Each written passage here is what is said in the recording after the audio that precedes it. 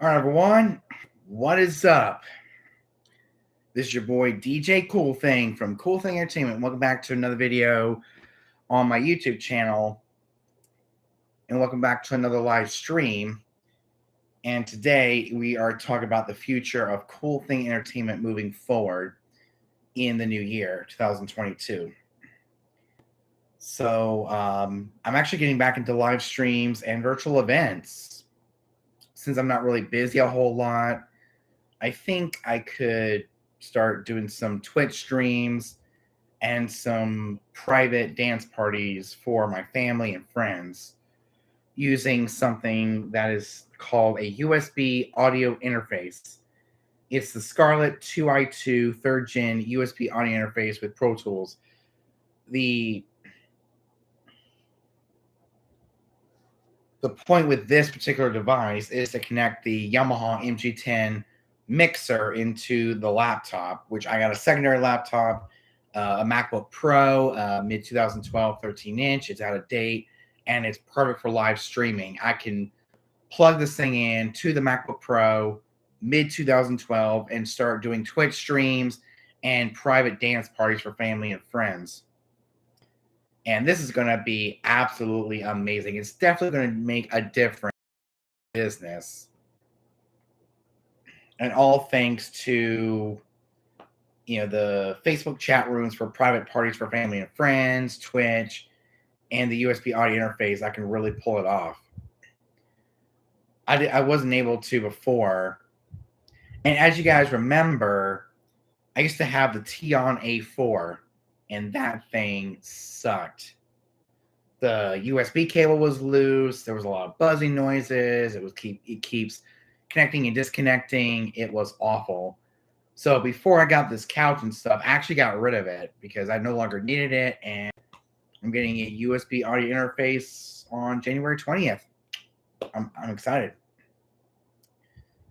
So if you guys want to, you can follow me on Twitch over at twitch.tv/DJ Cool Thing. Well, come January 20th at least, because I won't be able to do any streams until January 20th or maybe sometime after. Let's see, January 20th is a Thursday, so January 21st is my first ever live stream in 2 years. I didn't really need it because in 2021, I just did a lot of in-person events like weddings, parties, church events, company events. I did all that in 2021. I didn't really need a USB on interface until now. For a lot of people who are sick and can't really go out and party, it's always good to do a lot of virtual events for them, especially family and friends who are sick and can't go out anytime. They can pull out their laptop or their phone or their tablet, and they can really enjoy a dance party or a live stream or whatever from their own home.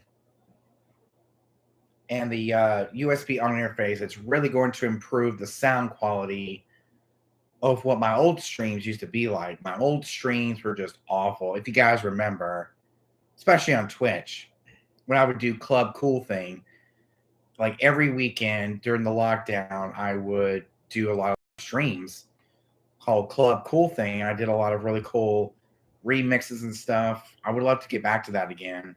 So that's why I got the USB audio interface. It's going to come on January 20th, which is a Thursday. That Friday, we're going to do a live stream because Thursday is like a private dance party for my friends and family.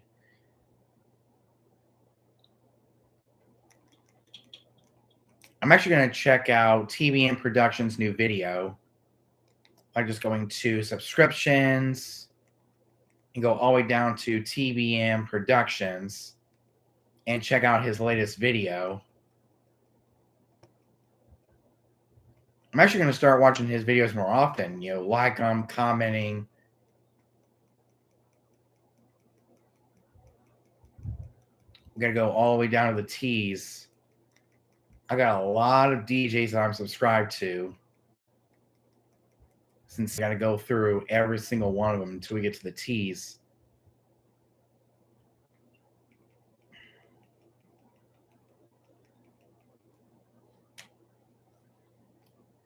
I think this is the future of Cool Thing Entertainment moving forward. Virtual events, live streams, and just working from home. And some, from time to time, do a lot of in-person events like church events, company events, parties, weddings. I am definitely excited for the 2022 wedding season.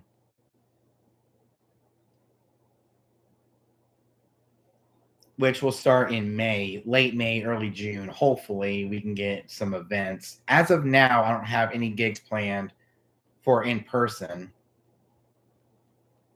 It's just so hard for me to be a DJ, this day and age when a lot of DJs around my community are getting more gigs than me. Maybe you guys can help me of what I got to do to help get more gigs. I'm doing all I can to push my business to my friends and family. I never gotten around to, getting booked any events. I don't know what's going on. Is it me? Or is it my business thing? I don't know. Oh, here we go. I'm definitely going to check that video out whenever I get time. I'll even check out some of the gig logs, see how I like them. This is for TBM Productions out in Illinois, I think. So maybe you guys can help me figure out what is wrong with me and why I can't get many gigs. I've been a DJ for 4 years. I mean, I know it's only January, but I should already have some bookings by now. I mean, it's 2022. My business should be booming. It should be huge. I just don't get it of what's going on. So that's why I'm getting back into live streams and virtual events for those people who want to book me as their DJ. Hey, how you doing? I'm doing good. Doing good. I'm just worried about my business, that's all. I am definitely worried about my business going under because a lot of DJs in my area are probably getting more gigs than me. And I've seen a lot of gig logs on times where I'm just off. I mean, my last gig log was New Year's Eve, and that was a family event. I should be out and about, going to these different venues and being a DJ to my friends and family. I've seen a lot of my friends get engaged, on social media. I see them getting engaged, and I always ask them if they need a DJ, to let me know. See, I always ask my friends if they need a DJ for their wedding, just let me know and I'll be happy to do it. I'm trying to get my business back up and running. It's like no one wants to book me as their DJ as of now. I mean, it's only January 8th, almost January 9th. I should already have bookings by now. And that's where the USB audio interface comes in. It's going to save my business for those who want to do virtual events, maybe even some live streams to help my business out and help grow my fan base here on YouTube. Going from Twitch to YouTube, the users of Twitch can go over to my YouTube channel and check out my gig logs and stuff like that. It'll help grow the channel a lot. So I'm going to be going to Twitch sometime in the next week or two. Let's see how many more weeks we have left. 1. So about a week and a half. Yeah, a week and a half until we get this Scarlett 2i2 3rd Gen USB audio interface. This is going to save my business a lot. And it's basically the future of Cool Thing Entertainment, with things going the way they are in this country and also in this world. with, all these different variants coming out, people getting sick, and people aren't really booking events. So that's where this USB audio interface comes in. It's really going to save my butt. It's definitely going to save my business. For those people who want to book me for virtual events, they can, book me. I got the gear.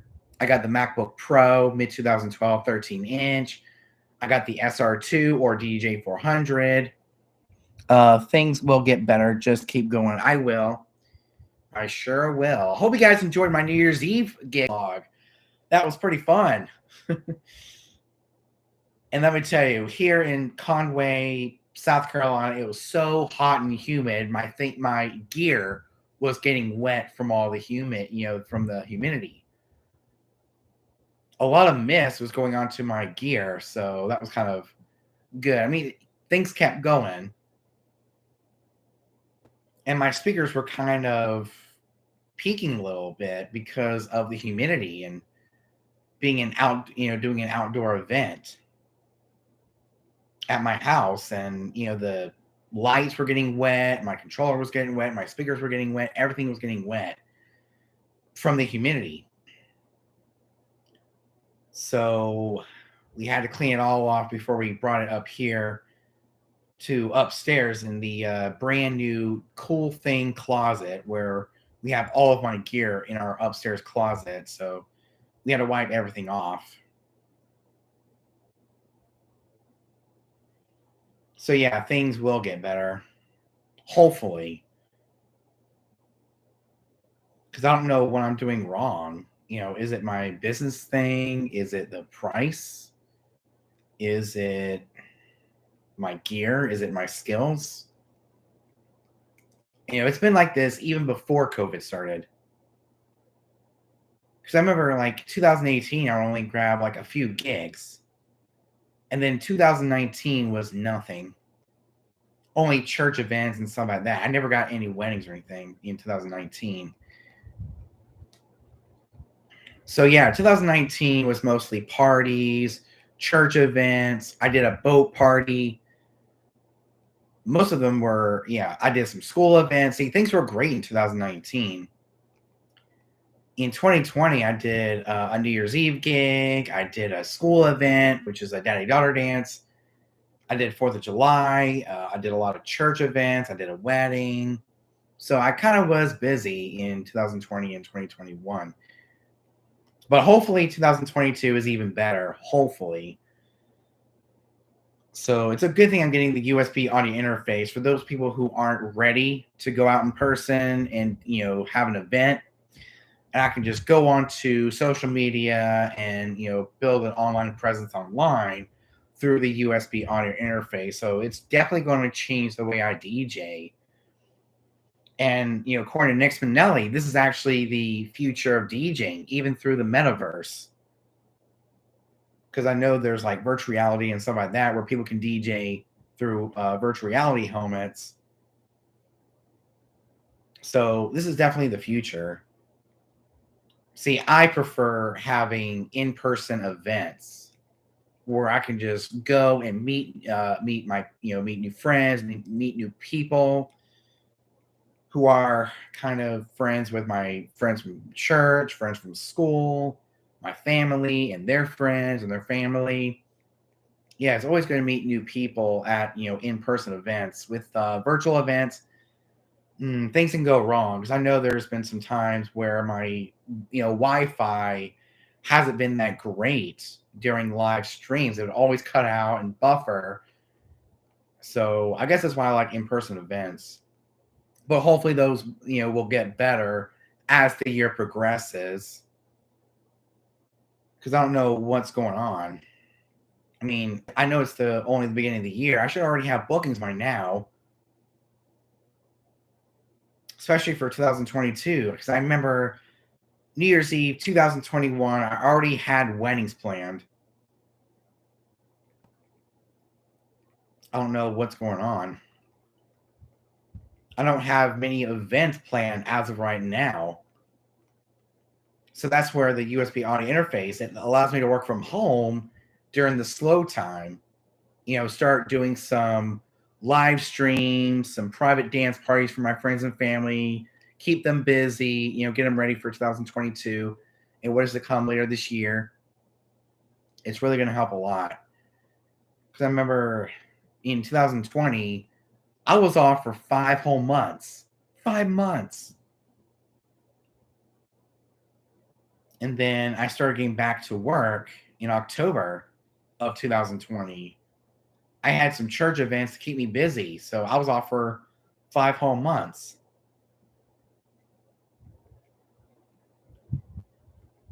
So after the Beauty and Her Beast Daddy Daughter dance was almost 2 years ago, come February, I was off for 5 whole months. February, March, April, May, June, July. So 5 months. Hopefully it doesn't end up like that again, where I'm off for months on end and having to do some virtual events, which is what made me get the Scarlett 2i2 USB audio interface. So that way I can connect my controller, my DJ setup directly into my secondary laptop. And going through all my gig logs, see, 2018 was not as great because I just started out as a DJ. And then in 2019, I was off for the months of January, February, March, April, May, June. So I was off for 6 months. 6 months back in 2019. And most of my gigs happen in the summer, like June, July, August, September, October, November, December of 2019. We did a summer party. We did a baptism block party. Yeah, we did a baptism picnic. We did a kids camp for 2019. We did a boat party. We did an Adventure Beach game Sunday. We did a fall kickoff. Most of them were church events. And then, of course, we had my very first ever school event at Ocean Bay Elementary. We did a 15th birthday party for my cousin. We did a Halloween party at my church, another church event, an anniversary party, another church party, another church party, church party, for Christmas. And then we were doing New Year's Eve, 2019 into 2020. I was like, oh man, 2020, this is gonna be a great year, great decade, great. But no, I did a Beauty and Her Beast Daddy Daughter dance. I did a school event. It was a school dance, and then I was off for 5 months. And then, of course, we did 4th of July at Crazy Sam's Fireworks, and none of them were, and then the rest were nothing but school or church events, like for the Beach Church youth through the month of August. And of course, we did a fall kickoff. We did a wedding. We did my very first ever lock-in at Dominion Church, which I will do this year in 2022, because they said the next lock-in, they're going to invite me as their DJ to play a lot of Christian music. See, they had a Christmas party on December 19th, and I was not there. I was in Florida. I was with my family. And then after I remember the beach Adventure Beach Christmas party in 2018. That was awesome. I hope gigs like this will take place in the future, of course, especially with the direction Beach Church is going, in the direction of new leadership. Because we're gonna have a Christmas party on January 11th, but they didn't invite me as their DJ. They said, let's see, the new leader of Adventure Beach did say that they were good, just to come and have fun.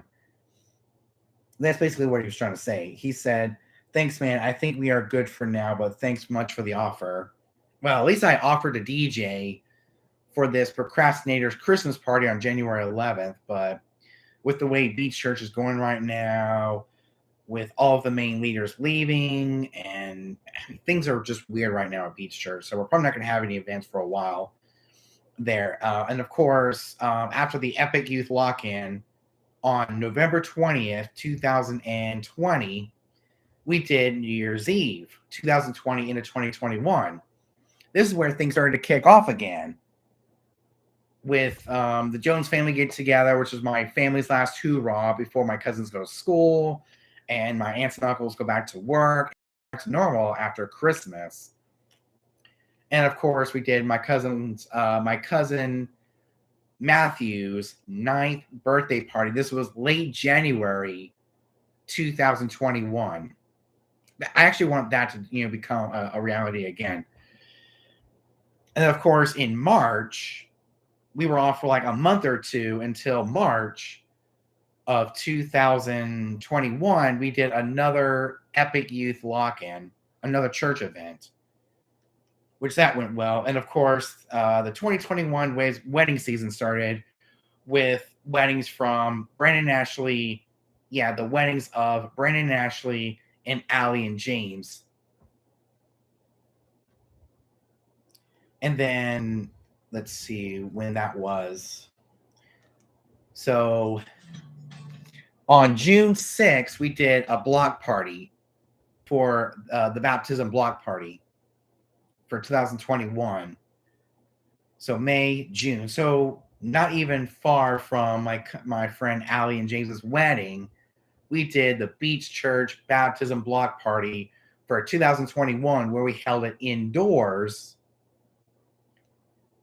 And because it was raining and things were getting wet, and we just had it inside. And then late June, early July, we did Kids Camp Family Night because I was helping out with Kids Camp that entire week. So we had a family night to celebrate the end of a very successful week from Kids Camp. Hopefully we have Kids Camp 2022 this summer, because that marks another gig that we'll do this year for Beach Church, which is the church I go to. I've been going to that church for over 20 years, and that church is the only reason why I became a DJ, because they invited me to a block party back in June of 2018. And I was like, this is interesting. I could become a DJ full time. So I started getting some equipment, and I started getting booked some events. And that's how I became DJ Cool Thing. That's just a side way of me saying, how I became DJ Cool Thing. And then July 4th rolled around. We did 4th of July from July 3rd and July 4th of 2021 at Crazy Sam's Fireworks. With that, I was actually helping out my family because my family works there, most of the time. So I just came in there and started making 4th of July more fun for the shoppers, so they can listen to 4th of July music while they shop for fireworks and just have a good time. This one was the most exciting because we had some shoppers who came in and they were dancing to some different line dances. So we had fun that particular 4th of July. And then, of course, we had my brother and sister-in-law's wedding celebration in early August of last year, 2021. And it was at the Shrine Club. And of course, we had Kimberly and Charlie at the Grace Place. Then we had a birthday party, a 6th birthday party. This was September. This was on 9/11, 2021, September 11, 2021. See, this was originally going to be in August, like early to mid-August, even before my cousin or my brother and sister-in-law's wedding celebration, even before Kimberly and Charlie. The 6th birthday party was going to happen, but the birthday girl was tested positive for COVID, so we had to wait a little bit. We had to push it off. And now on September 11th, we did the 6th birthday party. She was well enough to enjoy herself, enjoy her 6th birthday party.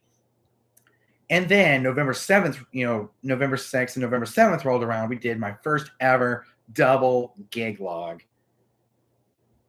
Because it was 2 gigs in one day. I didn't feel like editing individual events and putting them into individual videos. And they were just so close together.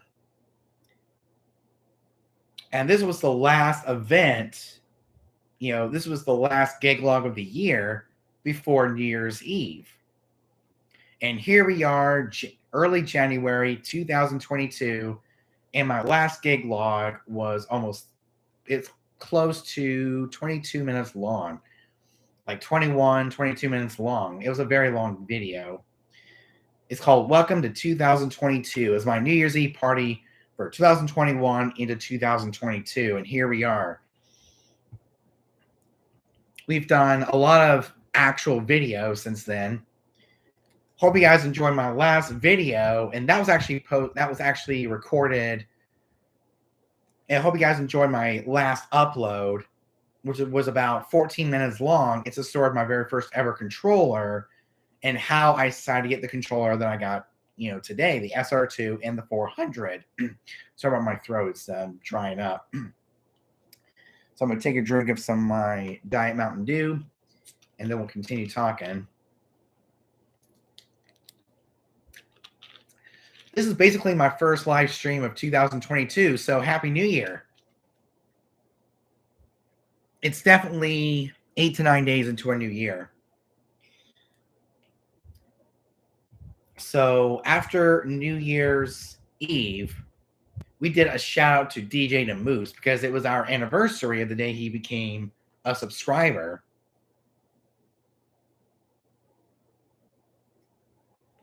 And then after the shout out to DJ Namoose, I don't know what that is, but I'm going to ignore it.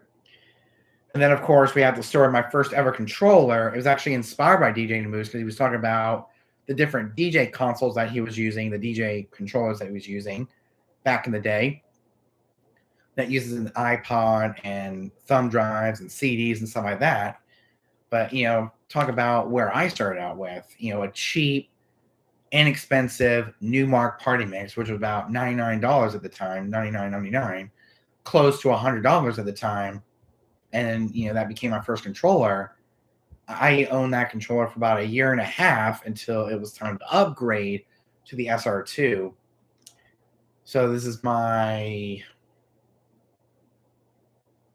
fourth video of 2022.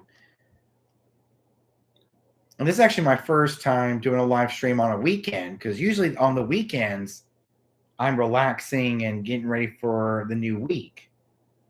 But since I'll be at the office on Monday, I won't have time to do a live stream because I'll be so busy at the office all day. I just have to do a live stream. So it's called Getting Back into Live Streams and Virtual Events. But hopefully 2022 is busier than 2021. I mean, the year just started and we're just, hoping for the best. And it's like what Ollie the Bali said. It says, I remember the Adventure Beach, the Adventure Beach Christmas party in 2018. Yep, it was my first ever church event. It was actually the first event ever with the X, because the Kids Camp Family Night of 2018 and the Bikes and Trikes Parade were all using Apple Music and the MacBook Pro mid 2012 13-inch. That's it. It was a very small setup. Basically, I didn't really use the Party Mix until December of that year. So yeah, the Adventure Beach Christmas Party of 2018 was the first event ever with the Party Mix. At that time, I was using Virtual DJ. Yeah, Virtual DJ 2018. That was the worst version of Virtual DJ ever. It was definitely the worst version. At that time, I was using I had to get something more professional. So I got Serato Lite, and Serato Lite really kicked me off into professional software in general. And if it wasn't for Serato Lite, I wouldn't be going to, Serato Pro or Rekordbox. If it wasn't for Serato Lite in the Party Mix. And in January 2019, I got BPM Supreme.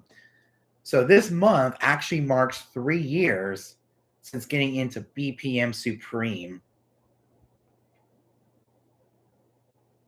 Because BPM Supreme really changed my life. It, allowed me to download music before my events. And ever since then, I've gotten so many songs, like thousands and thousands of songs into my library, all thanks to BPM Supreme. And it allowed me to download clean versions of different songs that might be better for and better suited for kids.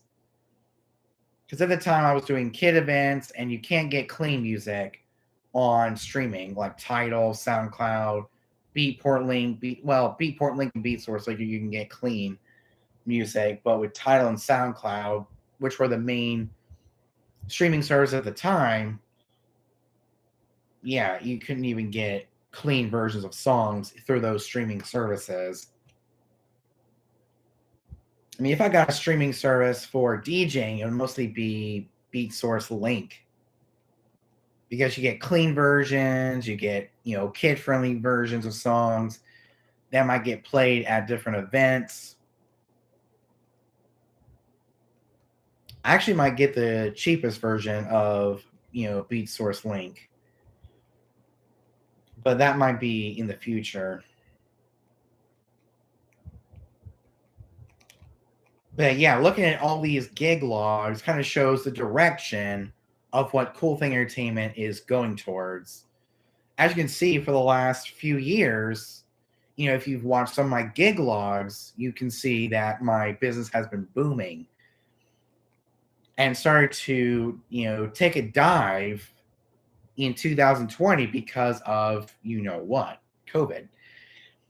See, before COVID, we had a New Year's Eve party thinking, oh man, 2020 is going to be a great year, with so many gigs and so many bookings.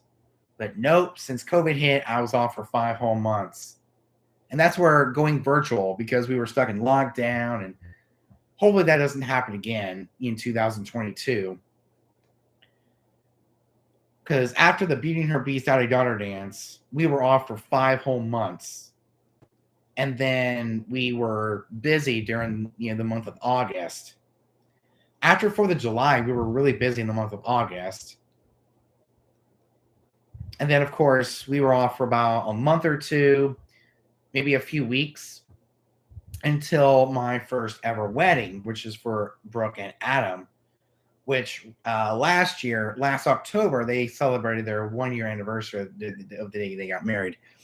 COVID makes especially as a DJ, having to go virtual and having to deal with Wi-Fi issues, internet issues, buffering, sound, buying things that you technically don't need, but is needed for this day and age.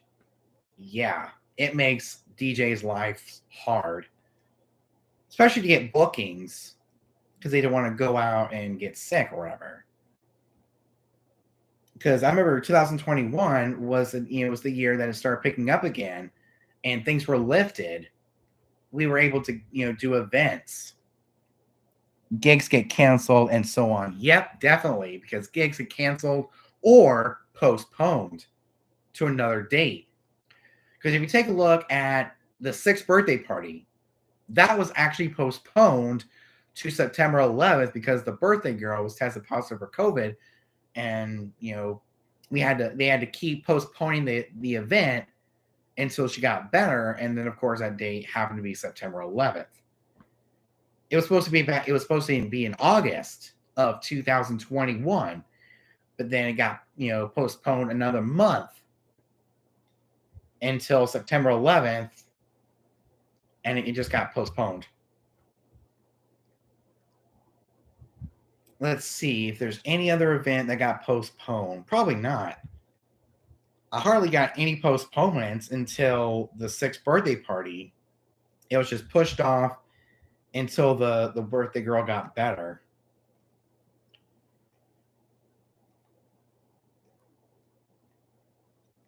I mean, the 50th birthday party still happened. My cousin Cheyenne's wedding still happened. Kimberly and Charlie's wedding still happened on the day they were supposed to get married. The wedding celebration for my brother and my sister-in-law Christina, which they got married in Russia, so they we were having a celebration there. 4th of July still happened. Kids camp still happened. Everything still happened, even with Brandon, Ashley, and Allie and James. Those didn't get postponed. The Dominion Church Epic Youth Lock-In for March still happened. My cousin's 9th birthday party still happened. My family's get together still happened. New Year's Eve still happened. Only the 6th birthday party got postponed because of the birthday girl getting COVID, testing positive for COVID. So we had to wait for her to get better, and then we had the birthday party. So yeah, it's definitely difficult. And when it comes to the Epic Youth lock-in, something happened, I guess, at their church or whatever, and they couldn't have it on November 19th. So they postponed it another month, December 19th, and I was not there. I was with my family in Florida. So the Epic Youth Dominion Church, the lock-in for November of this past year didn't get postponed because of COVID. It got postponed because I guess something was going on at their church or whatever. I'm not sure why it got postponed, but it just did. It's hard.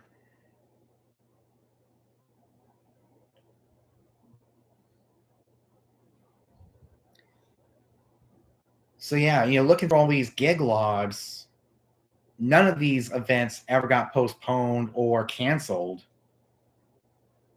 They were still on. But I guess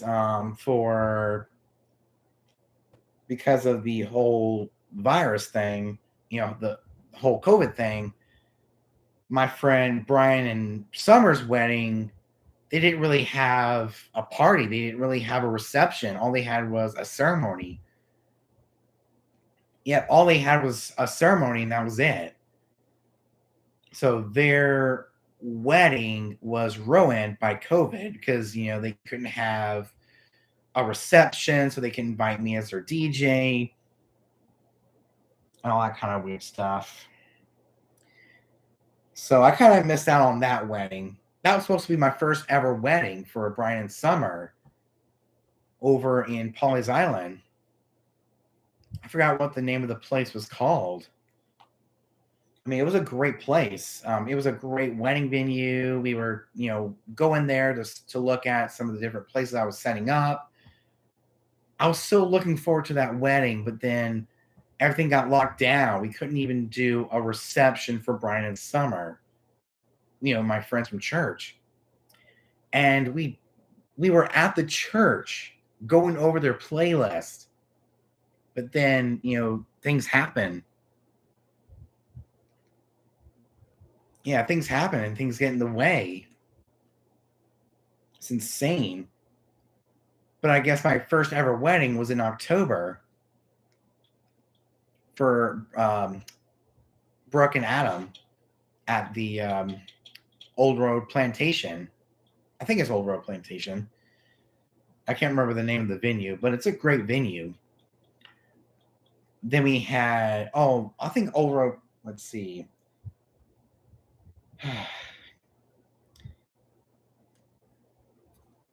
I think Old Road Plantation, we'll have to see. I'm going to go back to my YouTube channel and kind of watch the intro of Brooke and Adam's wedding.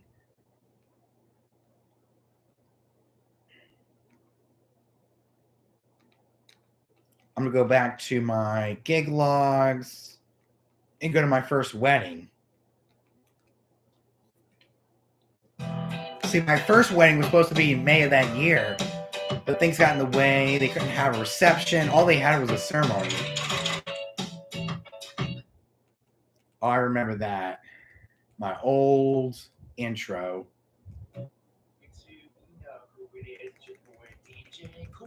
I remember this. Cool Thing Entertainment. Welcome back to another gig log. I think it's Old Road Plantation. My first wedding gig. As you say, I'm all dressed for the wedding. Let's see. This is the wedding of Adam and Brooke. It's at Old Road Plantation. So yeah, Old Road Plantation. So it was a farm wedding. And then Brandon and Ashley's wedding was Let me see here.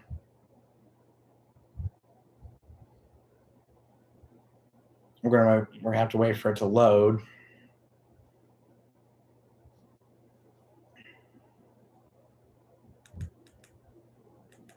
You know who it is. It's your boy DJ Cool Thing. I remember this. From Cool Thing Entertainment. And welcome back to another gig log. But hopefully, Cool Thing Entertainment, gets better and better this year because things were lifted and things aren't bad as they once were 2 years ago. But hopefully, we have a good year. We have another wedding today. Let's see where this is. This one is for Brandon and Ashley at the Blessed Barn. The Blessed Barn. Yep, the Blessed Barn. This video is legendary. It sure is. What do you mean by legendary? Yo.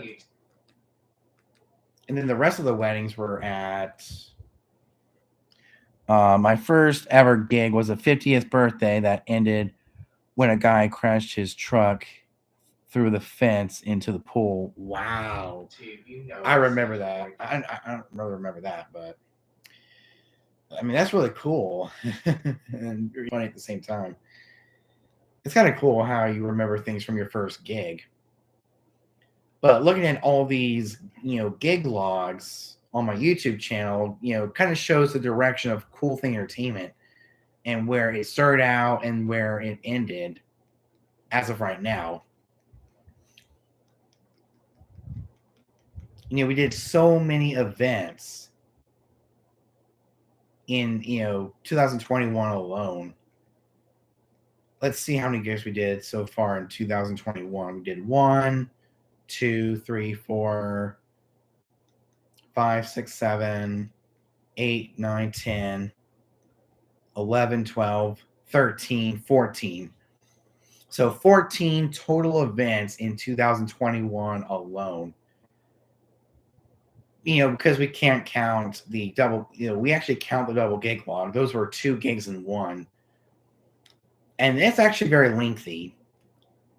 I think in 2021, in 2022, I'm going to stop the whole double gig logs thing because they end up being too lengthy for YouTube. I only had 27 gig logs for 2021. Wow. That was a lot compared to my 14. So it goes to show that the direction of Cool Thing Entertainment is looking good, but bad at the same time. Especially with everything going on in the world today and, the Omicron thing and people getting sick. I mean, it feels like 2020 all over again. But hopefully it doesn't end up like that way when it comes to my, my company and, my gigs moving forward. Hopefully 2022 gets better than 2021, 2020, and 2019 combined. Because I've been a DJ for 4 years.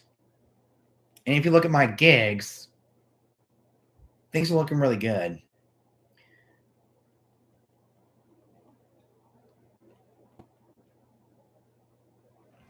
Let's see what it says. Are you registered with your state? Well, not really. I just do it for fun. Yep, I just do it for fun. And Cool Thing Entertainment is just a name I use for my office. I have my text ID number. Wow. Okay. Yeah, I just do it for fun for family and friends. And I'm actually going to keep it that way. I'm definitely going to be keeping it that way because I have autism and it's hard for me to do gigs with people I don't know and don't feel comfortable with. So I just do it for fun, but I do get paid on the side.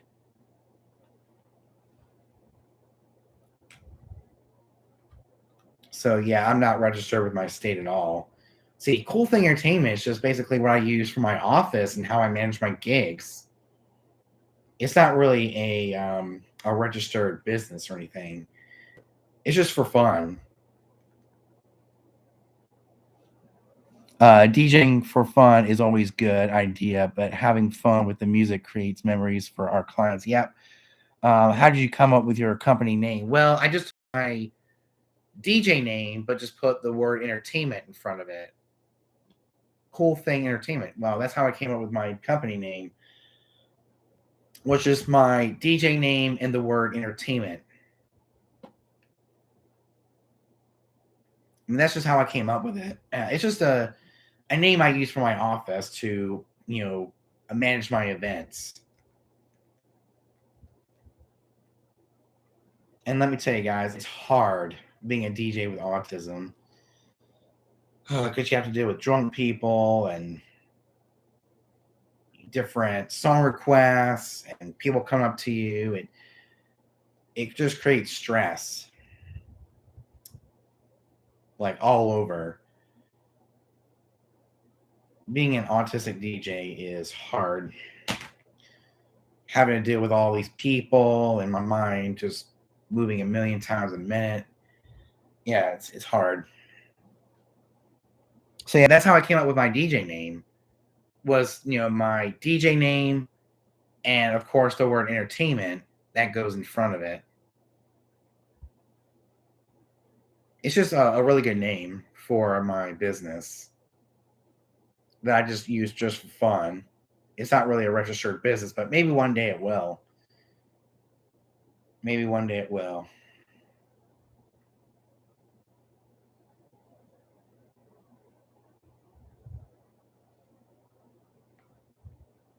So that's basically how I came up with my DJ name. I think my DJing will get better from here when it comes to the number of events that I get per year. Um, my son has autism. Wow, wow. Yeah, I got pervasive developmental disorder with Asperger's. So dealing with drunk people and song requests and all that kind of stuff is hard for me because my mind is all over the place, and it just creates more stress for me throughout the night. He is 27 now and doing well for himself. Yeah, I'm 27 too. I'm about to be 28. Yeah, I'll be 28 in April. And I'm doing well for myself as well. There's some things I can do well and some things I don't do well with, especially when it comes to dealing with other people at weddings and stuff like that. So yeah, I'm actually 27 right now, about to be 28 in April. I will definitely do a birthday stream. Don't you worry. I'll do a birthday stream so you guys can wish me a happy birthday. That'll be in April.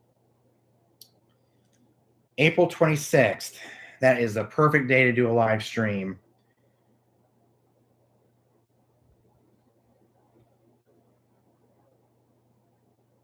Oh, April 26th. That's actually a Tuesday, the last Tuesday of the month.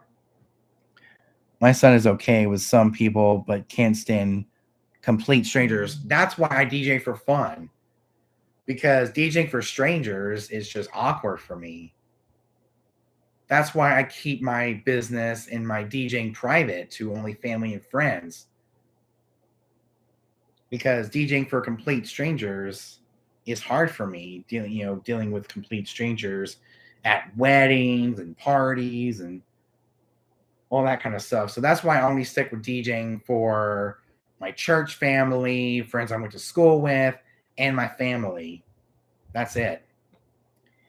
So I just DJ for fun, but make some cash on the side, some money on the side when I do these events. Because you might see a pattern going on in my gig logs. Most of them are for my friends, my friends from school, friends from church, my family members.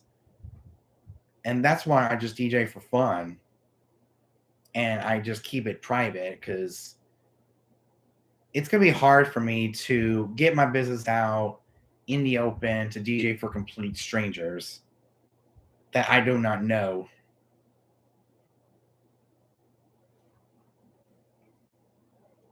Yeah, I'm the same way.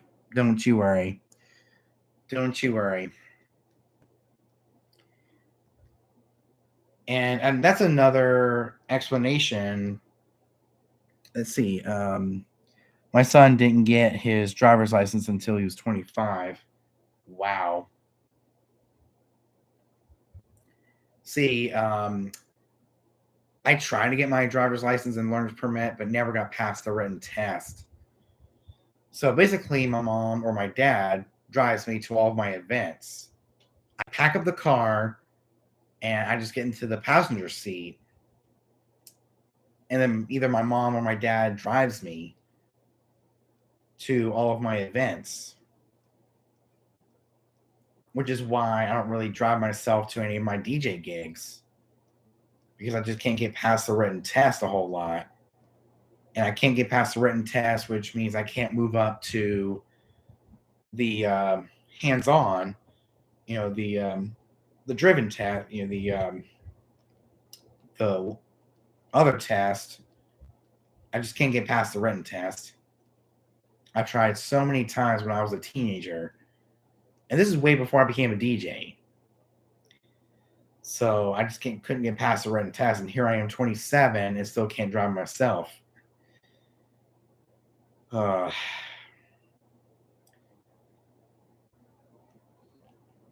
so yeah, if I can't get past the written test of the learner's permit, I can't go and move up to the driver's license, which is, you know, the hands-on stuff.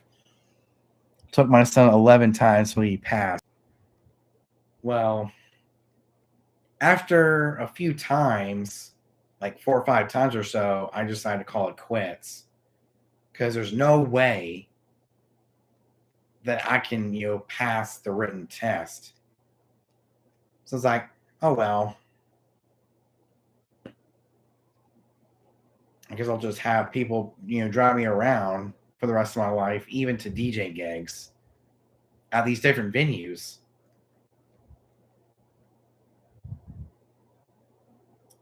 So it took me not that long to call it quits and decide not to do it anymore, which is why I get driven to all of my events. No matter what it is, I always get driven to my events. I just can't get past the written test. And, you know, after all the trying that I've done, what's the point? What is the point? So I just get driven to all my events, no matter what it is. I always get driven by my mom or my dad to all of my events.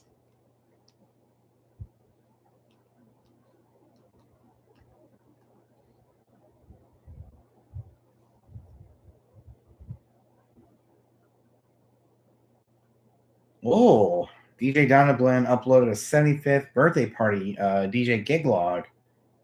I'll definitely watch that at the office when I got some time. My son hates hip hop music. He really gets mad and runs from. Wow. Well, I never get like that. Whenever I hear a type of music that I don't like, I just turn it. My son hates hip hop music. Me too. Join the club. I'm not really a big fan of hip hop music, but only the older stuff that I grew up with in middle school and, of course, high school. So 2000s hip hop is where I draw the line. The new hip hop has really gone down. I mean, hip hop isn't really hip hop anymore. So I like some hip hop because it gets people dancing, but my son's favorite type of music is country. Mine too. Mine too. I love country music. Country music is my most favorite mainstream, you know, mainstream genre next to Christian, contemporary Christian music. My son's favorite type of music is country. Mine too. I love country music. I like both old country and new country. I mean, I like artists like Jason Aldean, Luke Bryan, Blake Shelton, and some of the older stuff as well. I'm a country boy through and through. I also like contemporary Christian music where I can listen to on the way to church, and I can play at some of my church events that may not be okay with mainstream music, like mainstream country, hip hop, pop. Um, Check out Luke Combs. I actually do. I like Luke Combs. I actually have some of his music on my library.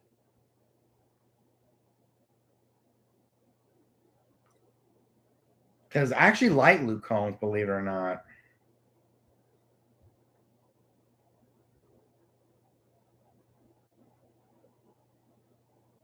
Luke Combs. Beautiful Crazy. That was actually one at my weddings. Wow. Oh man, this song reminds me of my first ever wedding. Beautiful Crazy. It was part of the ceremony. Favorite song by Luke Combs. Beautiful Crazy, definitely, because it reminds me so much of when I started doing weddings. This was a song at the ceremony for Brooke and Adam. Oh man. Oh, I remember this song. Oh man. Came out in 2018, but I started playing as a DJ in 2020, and that song was actually played at my friend Brooke and Adam's wedding ceremony as background music while people were walking in and getting their seats before they witnessed my friend Brooke and Adam getting married. So my favorite Luke Combs song is definitely "Beautiful Crazy," since it was a song used in my first ever wedding. It just takes me back to when I started doing weddings in the first place. Insane. Yeah. It definitely reminds me of my first wedding. Wow. I'm going to look through my Spotify here. Yep. Yep. Beautiful Crazy. Brooke and Adam's wedding. Check out Luke Combs 1, 2. Oh, okay.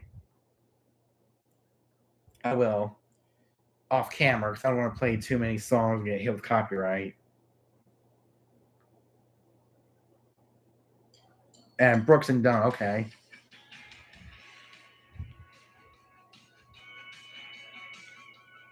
Okay. Yeah. I'll listen to more of that, off camera because I don't want to get hit with copyright. I still get requests for Luke Bryan or Luke Combs' "Beautiful Crazy." Yeah, it's a good song. It was requested by the bride and the groom, Brooke and Adam, for their wedding ceremony. It's really good ceremony music while people walk in and get their seats and get ready for the wedding. That song was played after "This Is It." See, as a DJ, I actually like doing wedding playlists because it's like a soundtrack to their wedding, and it reminds them of the day they got married. So with every wedding I do, I always put it onto Spotify and I just send it to the bride and the groom. I saw a request for Luke Combs' "Beautiful Crazy." Yeah. I don't really get requested for that particular song because I haven't played it in like 2 years. Yeah, I never really get requested that song since 2020.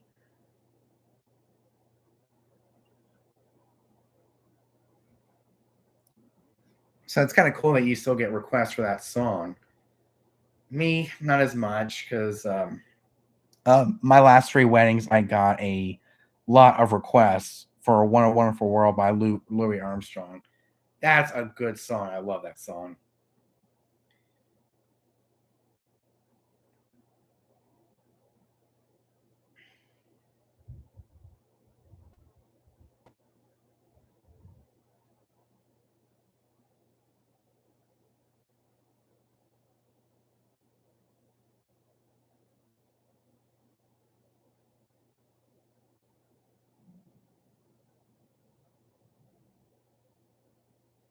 I can't remember what wedding I was playing What a Wonderful World.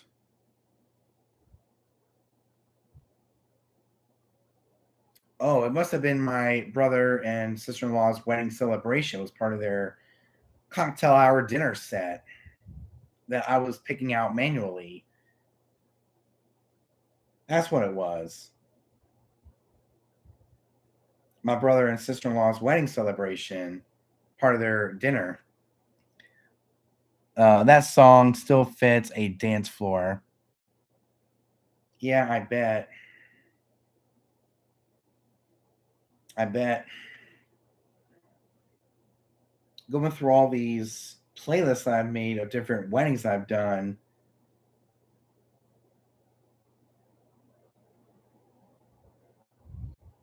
Let's see, Brandon Ashley. Yeah, Beautiful Crazy. It was part of their wedding as well. We can't forget. Yeah, we can't forget about Brandon Ashley's wedding. That song, got requested again. It's like that song keeps coming back around.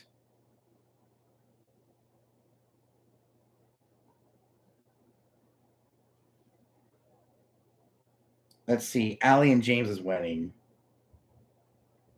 They mostly chose songs like Christina Perri, "A Thousand Years," "I Keep on Loving You," Reba McEntire, "Remember When" by Alan Jackson, "When I Said I Do" by Clint Black, "I Always Love You" by Dolly Parton. I had to buy all of Luke Combs' albums because people kept requesting him. "I Will Always Love You" by Dolly Parton, "From This Moment On," Shania Twain, Jason Mraz, "I'm Yours," Beyonce, "All the Single Ladies," "Sugar Sugar." Oh man, "Single Ladies" is a song that I get played a lot during the bouquet toss, where I bring all the single ladies onto the dance floor. Oh, DJ Dynablade. I had to buy all Luke Combs albums because people kept requesting him. Yeah, he's a great artist. But I personally don't really play him a whole lot. "God Gave Me You" by Blake Shelton, George Strait, "Carry Your Love With Me," "You'll Always Be My Baby" by Alan Jackson, "Made for You" by Jake Owen, "Forever and Ever Amen," Randy Travis, "Bless the Broken Road" by Rascal Flatts. That song keeps coming back around. "How Long Will I Love You?" That's a good song. I don't particularly dig him. Yeah, me, he's a really great artist, especially being the country boy that I am. And that song I got, that song called "Ride With Me," I actually purchased, believe it or not. Let me see if we can find it. Because I remember a year or two ago, I purchased that song. It's called "Ride With Me" by T Bone.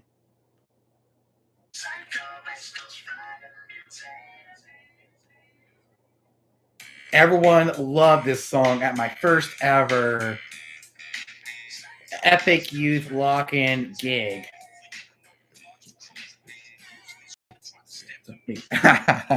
Rascal Flatts has an excellent cover of "Life is a Highway." Yep, it was used in the Disney movie Cars. That's where I knew it from the movie Cars. And this song right here, "Ride With Me" by T Bone, is a great song for a lot of youth groups. I mean, they were started doing this. That was kind of cool, especially at my first ever Epic Youth Lock-In DJ gig back in November of 2020. I played that song and people were, all the kids were doing, well, some of the kids were doing this. Yeah, it's good. It definitely is. So the song T-Bone song "Ride With Me," there were some kids that were doing this, that move right there. I was like, seems, to me that they're enjoying it. Even though they're not really too keen on some of the older stuff. They mostly like the newer stuff, like Toby Mac, and they like Passion. They like, some of the newer stuff that was released recently. So I decided to play some of the newer stuff as possible. The older stuff, I don't think they're really too keen on, but they dance anyway. This move right here. As you saw in the gig log from a couple of years ago, if you saw the gig, looks like it was a success. I didn't think people with that song from T-Bone, Ride With Me, would be a success, but it did. It sure did. But I think the biggest song that I see a lot of youth, students dance to is Glorious Day. Glorious Day by Passion. That song, people, they hold up their phones and they wave them in the air and they jump. It was great seeing the kids have fun and, do the, dance to the songs I was playing. And my Christian playlist is only going to grow from there. As I find new songs in the iTunes store. Yeah, I'm going to the iTunes store right now and purchase, and look at some of the songs that I don't have yet. Yeah, it's good. Yeah. Might just go into music, charts. I'm going to cancel. I actually don't want to purchase that song right now. Children's music. This is where I get most of my children's songs as well.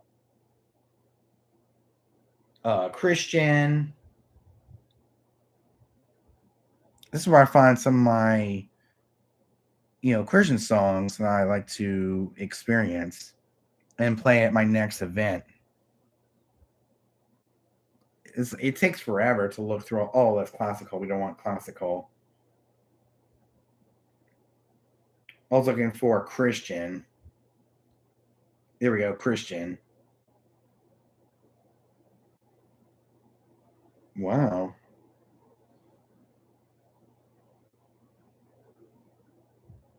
Promised Land by TobyMac. That might be a good song. I can only imagine. That song, oh man. That song just gets me right here. And it's also a really good movie about Bart Millard of MercyMe and how he wrote that song, I Can Only Imagine. He actually wrote it for his dad when his dad passed away in the early 90s. Phil Wickham's House of the Lord, Holy Water. There was Jesus. That's a good one. It's got Dolly Parton and Zach Williams.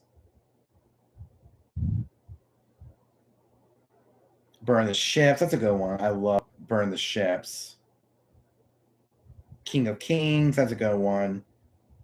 So yeah, I Can Only Imagine just hits me right here. Too Good to Not Believe. That's a good one. There's so many songs in the iTunes, library. It's insane. Especially finding songs that would fit within a youth group.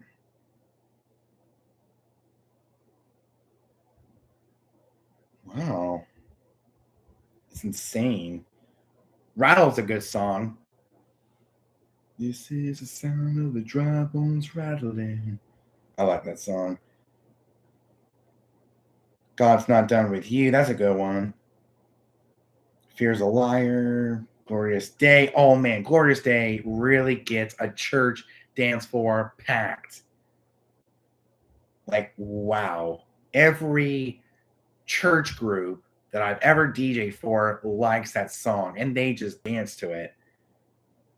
Even at my church, they dance to it. See, my church, which is Beach Church, they dance to pretty much anything, really. Even if I played Ride With Me, they would still dance to it to this very day. House of the Lord is definitely a good song for today's, youth groups.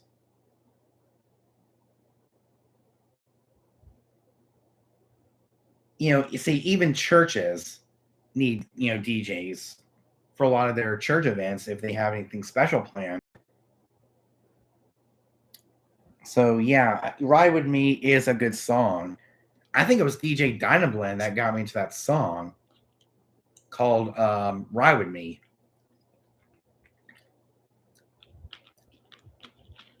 And he actually requested, he suggested Ride With Me by T-Bone, and I've enjoyed it ever since.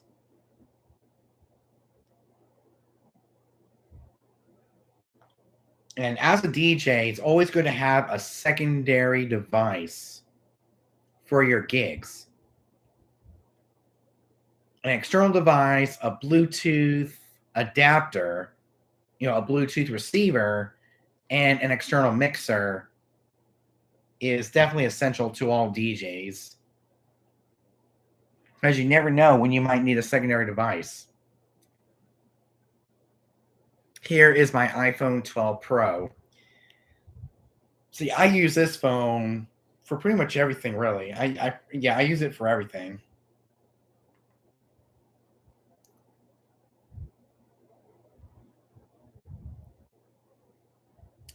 Oh, and today is Elvis Presley, or would have been Elvis Presley's 87th birthday.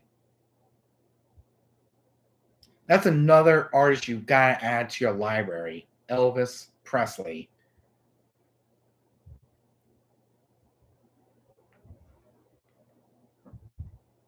Elvis Presley is definitely a great artist to put into your sets, including the guy that's hanging on my wall, Michael Jackson.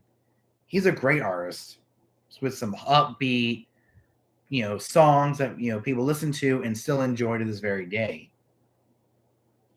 Even though he passed away back in 2009, people still enjoy his music today. He has music from all generations,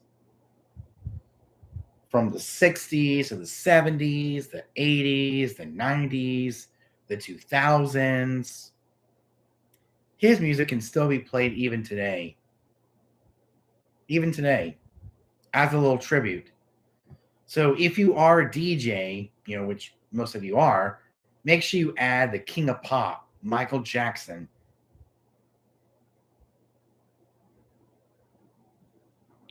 Oh, I got a call. Hello?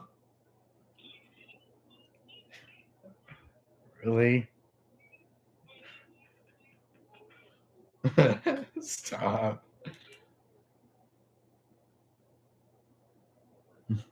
Yeah. Not much, just doing a live stream for my YouTube channel.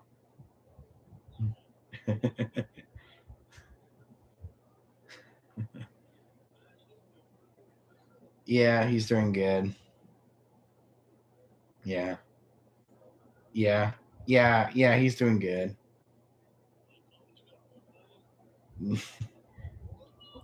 Stop. I'm spending that with you tomorrow night. Yes, I am. And yeah. Stop. And I got the new Venom movie. It's called Let There Be Carnage. Mm-hmm.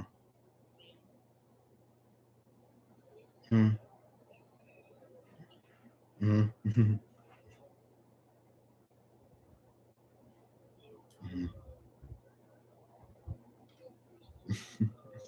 Really?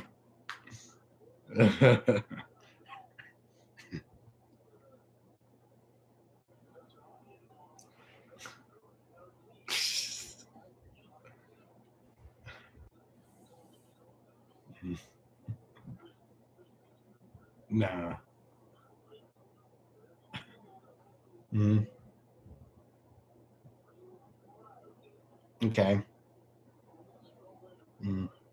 Okay. Yeah, that sounds good. All right. All right.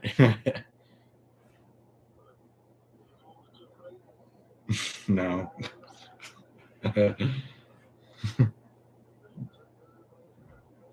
Yeah, I'm doing a live stream.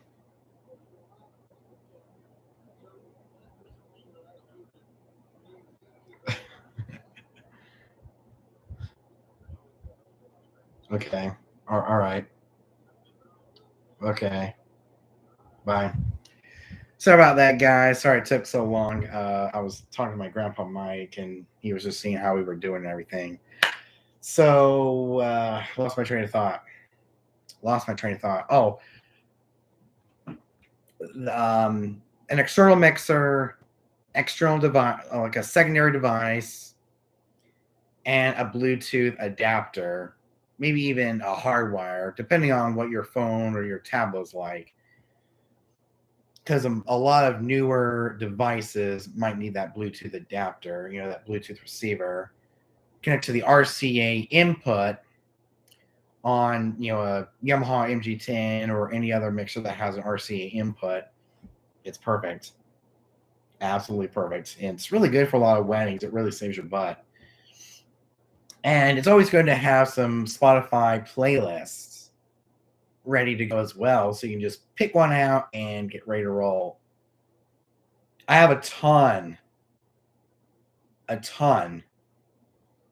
of different playlists. And if you want to check me out on Spotify, it's DJ Cool Thing. I actually have a brand new Spotify account based on my DJ name, DJ Cool Thing. And I have so many, and I actually have a new playlist out as well. It's called Russian Hits. And let me tell you, if you're doing a Russian wedding, these are some of the songs you gotta have, like Little Big, Slava Marlow, and yeah, it's really good, especially Uno. Oh man, that gets people on the dance floor. Like, wow.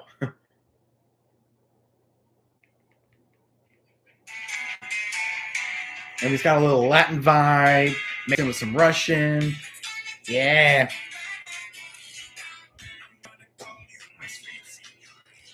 That's a good song. That's a really great song. Slava Marlow.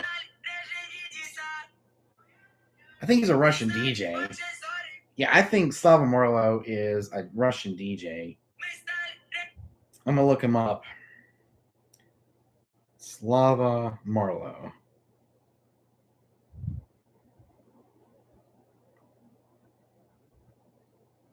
Yeah, here we go. Slava Marlow.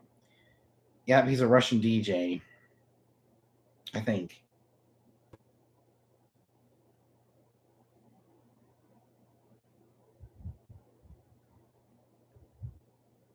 It's hard to tell if he's a Russian DJ or I don't know.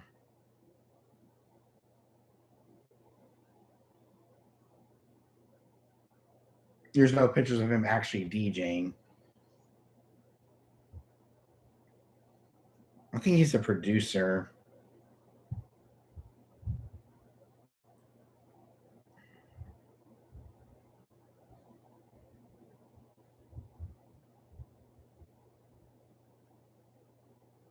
Oh, everything's in Russian. Wow.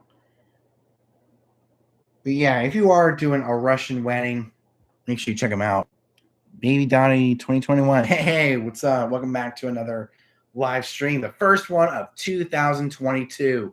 Yes, let's do this. But yeah, if you are doing a Russian wedding, I got a few songs into my playlist. All right, so I'm going to go back to recently added. Yeah, I'm actually going to go to the filters, recently added. Happy New Year. Happy New Year. Happy New Year to you too. So I'm going to my Spotify, recently added, best of Russian hits. Make sure you check it out if you are into that kind of music, like I am. I got a luau playlist. I definitely got to add some, Hawaiian music, actual Hawaiian music.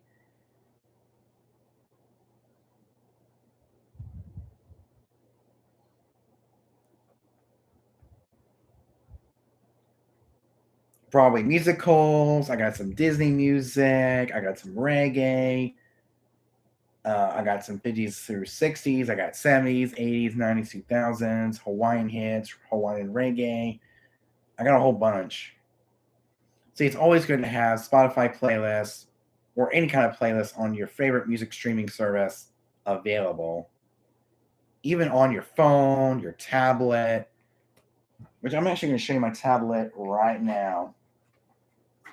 Because right before I went to Florida, I actually found my tablet. Boom.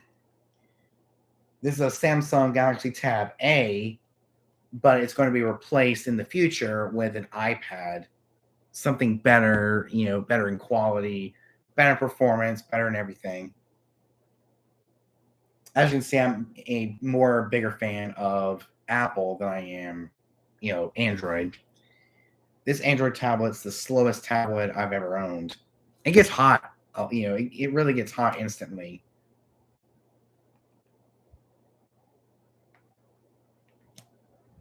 So yeah, I'm more of an Apple guy than, an Android guy.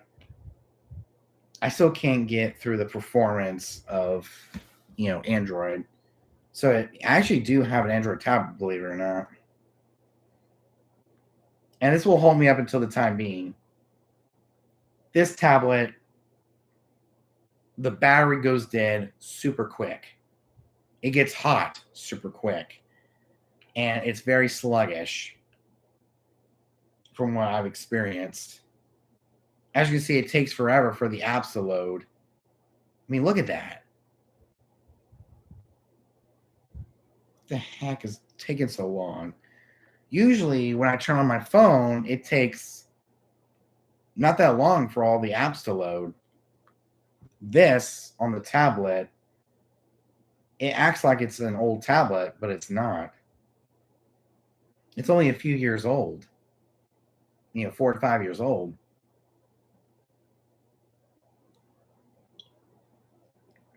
So I tried looking for, more up to date, versions of Android, but it can't find anything. So that's actually my tablet. I actually use this for I'm actually going to start using this for a lot of weddings. Mostly weddings, wedding ceremonies. So starting in April, I'm actually going to start, building my up-to-date, simplified ceremony setup. As we talked about in one of the previous videos, we talked about what my plans are and what DJ gear purchases I'll be purchasing in 2022. So what I decided to do was go on to Amazon and purchase a USB audio interface so I can start getting back into live streams and private dance parties for a lot of people who want to have parties virtually instead of in person. See, Facebook has a chat room feature where I can privately go to my friends and family, friends from church, friends from school, and family, and kind of DJ for them virtually. Instagram, not as much, since the computer doesn't work really well with Instagram live streams for my friends and family, because that's the only people who are allowed on my social media, friends and family only. But if you guys want to check out some of my live streams in the future, you can follow me on Twitch. So some of the social media that you guys are allowed to follow me on is Twitch, TikTok, and YouTube. Those 3 platforms. Other platforms are only good for family and friends only.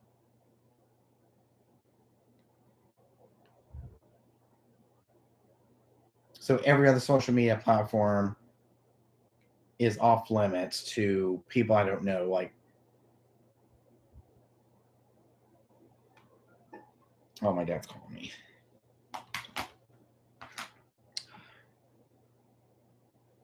Hello? No. Wait, drumstick. Oh, ice cream. Yeah. Okay. All right. Bye. Crap. I gotta go get my drumstick. I'll be back. and we'll continue this live stream. Don't go anywhere. Talk amongst yourselves.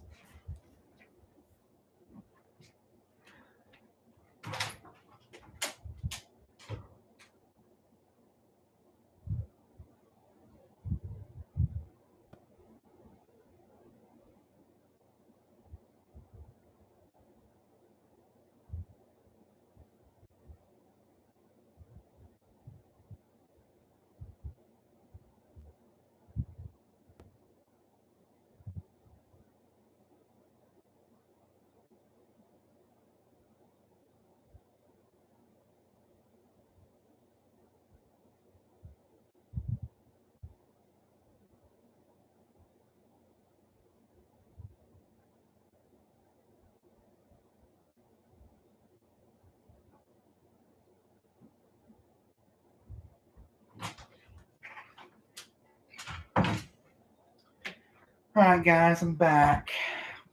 Had to get some ice cream. Let me bring my table back up so you guys can see me better.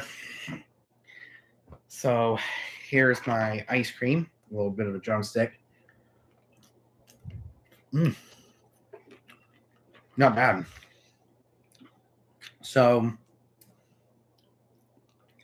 as we said earlier, the gig logs that are on my YouTube channel kind of describe the direction of Cool Thing Entertainment and my DJing career.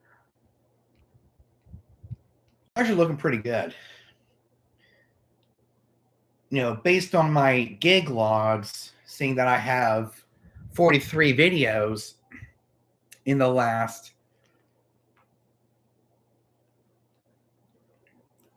that I have 43 videos in the last few years, it looks like that my business is definitely growing.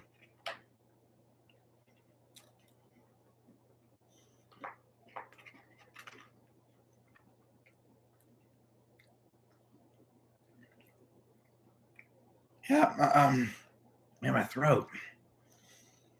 So, looking through all these gig logs, I got so many. I've just been so busy in these last few years since being a DJ.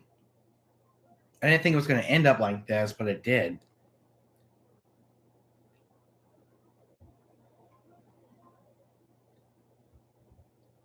Dang. Look at all these videos. Hopefully I can continue to do more gig logs in the future. If not, then it'll be the end of the gig logs as we know it. Everything will be moving virtual.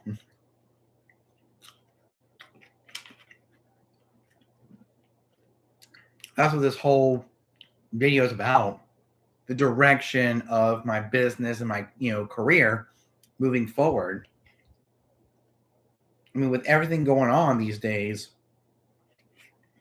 we might have to move virtual if I don't get any gigs pretty soon. I might have to move virtual. Even with virtual, it's gonna be hard to get people to join chat rooms and streams and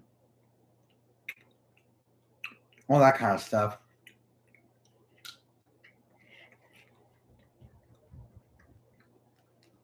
See, going virtual, going online is starting to become part of a DJ's everyday normal life.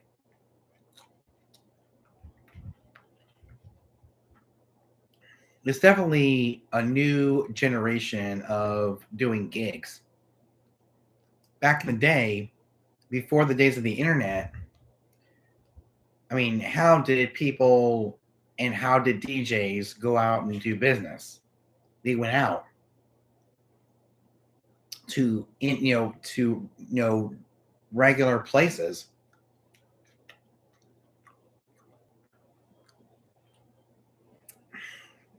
What do you think of using a streaming service like BeatSource to DJ with? I'm all for it. But some of the times it doesn't really fit with me. Because 99 to 100% of the time, I don't have Wi-Fi at some of my venues. I mean, you got to understand, I live in the South. Most of the events here do not have Wi-Fi networks whatsoever. I mean, I'm all for it, but it just doesn't fit with me since I live in the South, where most of the venues are older and they don't have any Wi-Fi routers whatsoever. So it's really difficult. Even some of the newer venues, they don't have Wi-Fi.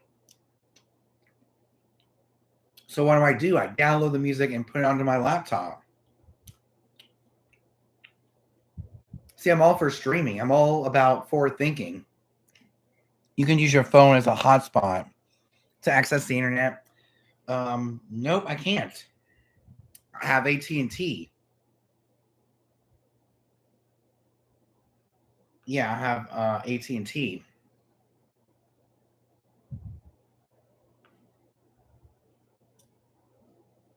Even if I want to access my hotspot, I would have to, yeah. Let's see here. We'll turn on. Okay, set up a hotspot. See, here's what happens. To enable personal hotspot on this account, contact AT&T at the number or visit the website. And I'm not going to do that.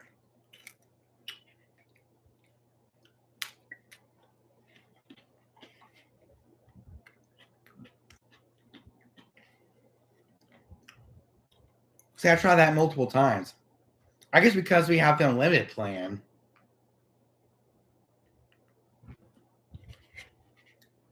Yeah, me and my family have the unlimited plan from our carrier, which is AT&T. So we either have to call or go to the website to set up the personal hotspot if we wanted to. But most of the time, I'm basically stuck in the 2000s with the whole MP3 digital files.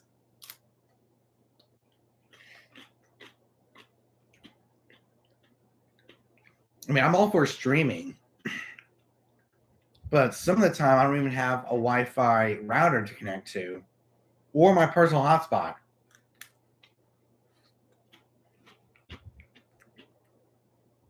Because I either have to call,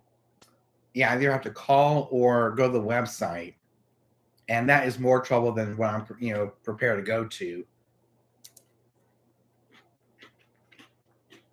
So I guess I won't be using streaming anytime soon.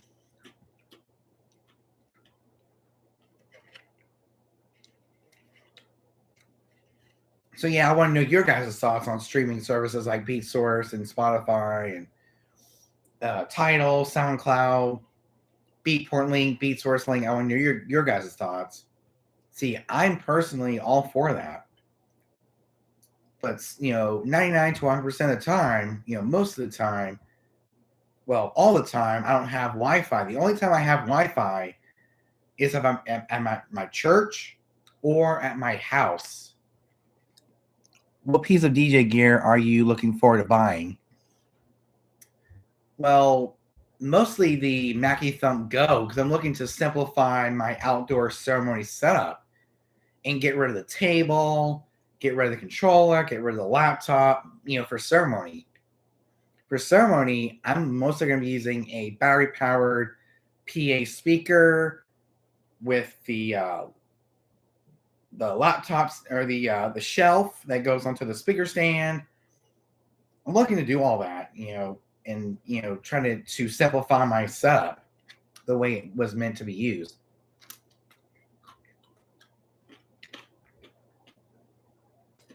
So I'm really looking forward to trying out and getting the Mackie Thump Go, which is an 8-inch battery-powered speaker.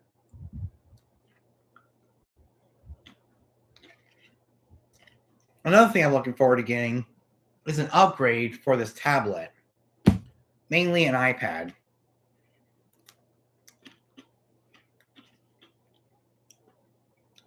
I mean, I already purchased the USB audio interface. to go along with my streams and my, virtual events, my online events.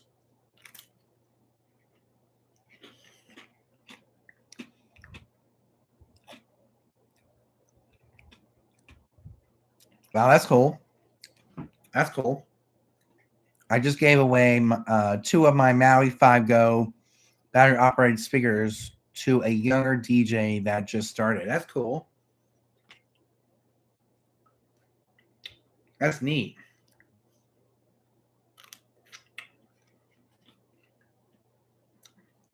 At least you're doing something nice for another DJ who's just starting out. I wish I had DJs like that when I first started out 4 years ago. But, with me personally, I like to work for my gear. What plans do you have for the online live streaming?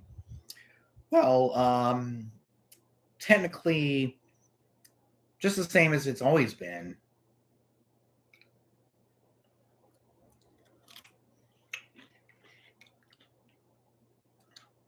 I mean, I'm not going to go live on YouTube because I tried that before and it just got me hit with copyright, and that video was taken down by me because I just kept getting so many copyright strikes. I just, the audio was muted. I mean, I guess the audio was still there, but there's just so many copyright, ID matches. But Twitch is where I'm mostly going to be going. You should always try to help one another. Yeah. But me personally, I like to work for my gear.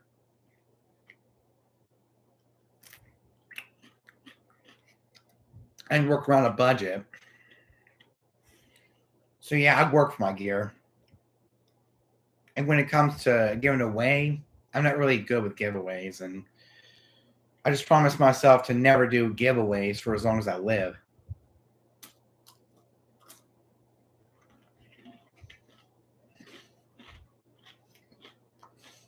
This is good ice cream.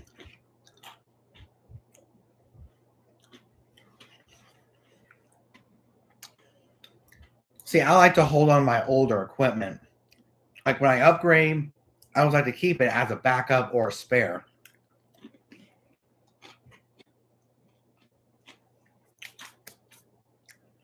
Man. So here's how I see it. When I get, newer equipment, I always like to keep the older stuff that way I can use as a backup or a spare. Just in case I need it.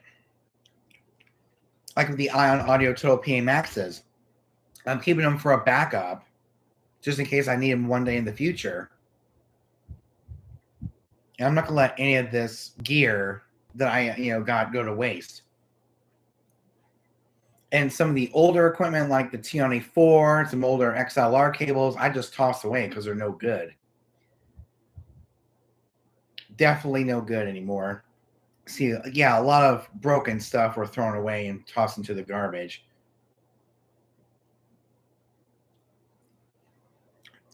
Even if I want to help out someone, I just donate my stuff to the thrift store. I have enough speakers like the Maui 5 Go still have 4 more. I have 4 other controllers as well. That's a lot. That's a lot. So even though I have this controller right here, the DDJ 400, I still have the SR2 as my main controller. See, I just bought this controller for backup, for traveling, for practicing, live streams, for smaller events, like we use at the kids camp family night, and also 4th of July. So yeah, this is a good secondary controller. See, as a DJ, it's always good to have a secondary backup controller just in case you need it. And that's why I have the DJ 400. See, in the last year or so of owning the 400, I've taken it so many different places. I've taken it to my church to DJ for their youth ministry. I have the SR2, and it's nice for a backup. Yeah, it's a good backup. See, I bought the 400. It was either this or the SB3. But seeing that the SB3 works with Serato Lite, and I had Serato Pro at the time, the 400. And I definitely don't regret purchasing this controller right here. I use it when I've taken this thing to hotel rooms. I've taken this to my grandma's house. I've taken it to the office. I've taken it with me to 4th of July. I took this with me to the kids' camp family night at my church. And I've taken this thing so many places to DJ all over. So this is definitely a good backup controller just in case I need it. I'm even going to take it with me to my main gigs and just use it as a backup if something does go wrong with my SR2.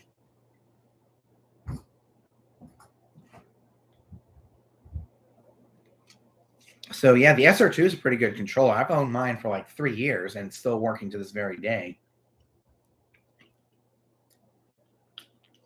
Yeah, I just spent a lot of money to get it fixed. All thanks to Sound Systems Incorporated over there in, I guess, Myrtle Beach, Conway, South Carolina. They did a really good job. And it's actually over by the office. It's down the road from the office. Well, it's on the way to the office, and they did a really good job. I always have 4 laptops that I update with the new music. I always bring a backup laptop with me, and the 400 is a nice piece of gear. It sure is. I have 2 laptops. I have a MacBook Pro and a MacBook Air. How'd you break the SR2 that you had to get fixed? Well, it's just normal wear and tear over the last few years. I mean, it is, 3 to 4 years old. It's just a lot of wear and tear, after so many gigs. And I pretty much use it a lot. I've used it for live streaming. I've used it for gigs. I've used it a lot. I mean, I'm actually pretty good at taking care of my things. But it just broke with just normal wear and tear. The knobs and the faders aren't the best in quality. So they just broke. I'm actually pretty good at taking care of my things. See, it just broke with just normal wear and tear. With the SR2, I've done so many gigs with it. 1, 2, 3, 4, 5, 6, 7, 8, 9, 10, 11, 12, 13, 14, 15, 16, 17, 18, 19, 20, 21, 22, 23, 24, 25, 26, 27. Yeah, so I've done over 20 to 30 gigs with that controller. So it gets used a lot. So I'll have to go back and recount because I lost my place. So 1, 2, 3, 4, 5, 6, 7, 8, 9, 10, 11, 12, 13, 14, 15, 16, 17, 18. Well, most of that was just mostly my laptop. So I've done so many gigs with the laptop or with the controller. 1, 2, 3, 4, 5, 6, 7, 8, 9, 10, 11, 12, 13, 14, 15, I lost my place again.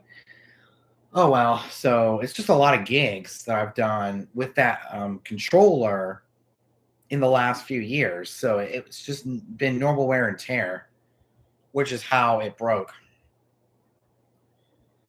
And you got to keep in mind, I didn't always have the flight case. Before the flight case, it was held in one of these, in one of these carrying cases right here, a hard shell carrying case. I have another one for the SR2. This is where it was mostly stored for the first year or two of its life. Was a hard shell carrying case that it came bundled with. How many gigs did you have booked for 2022? This many. None. Not a single one. So that's to make it easy for you. None. Not a single one. Not a single wedding. Not a single party. Not a single church event, company event, school event. Nothing. Absolutely nothing. Zero. Yeah. I tried asking around for friends and family. Good time to practice then. Yeah, I've done enough practicing, and I think I can never get any better than that, with what I am right now. I'm actually pretty good at mixing by BPM. Finding the closest BPM and matching it. I'm really good at it. You can never get better than that. I mean, I've done practicing a lot, mainly at my office. I practice a lot in my office. I open up Record Box, I bring the 400, I put it on my desk, and I practice when I'm at the office. So I've done enough practicing. So yeah, this is how many gigs I have so far for 2022. Nothing. Not a single one.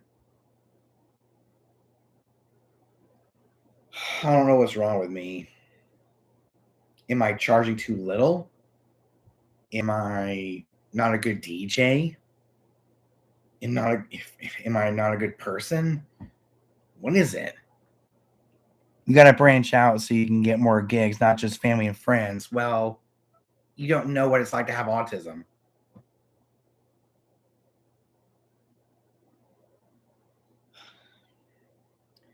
So you don't know what it's like to have autism, which is why I can only have to do family and friends. I don't feel comfortable DJing for people I do not know. I have to meet them in person first before I DJ for them. I'm doing all I can.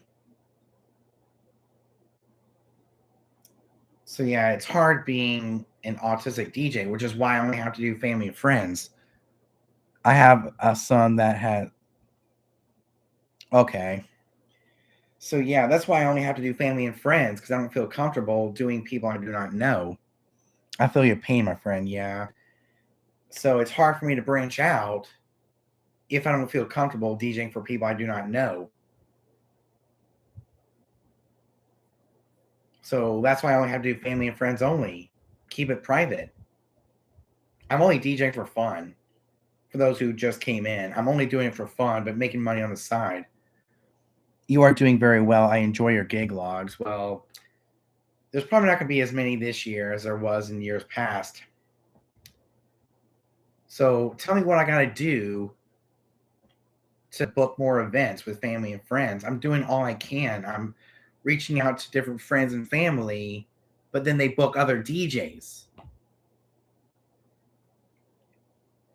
You're a very good DJ. I see how hard you work. Branching out will definitely bring more gigs. Not really. Not with people I don't know.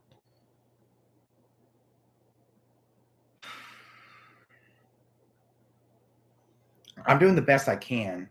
I try branching out, putting my thing on, Google, but that didn't work. I only kept getting people who were bullying me, harassing me. I'm not going to do that anymore. So I only have to do family and friends only because there's some really bad people in this world.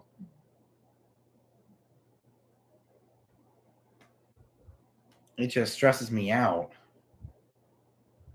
I'm actually pretty good with, just doing family and friends and my church. How about bringing someone that you know to your gigs to help you out? I'm good. I do better alone. Yeah, I do better alone than I do with a assistant. Ask a family or friend about their birthday or special event. Show them your gig logs. Make a flyer or give them. Well, I do have some business cards. I gave out a few business cards to some people in the church.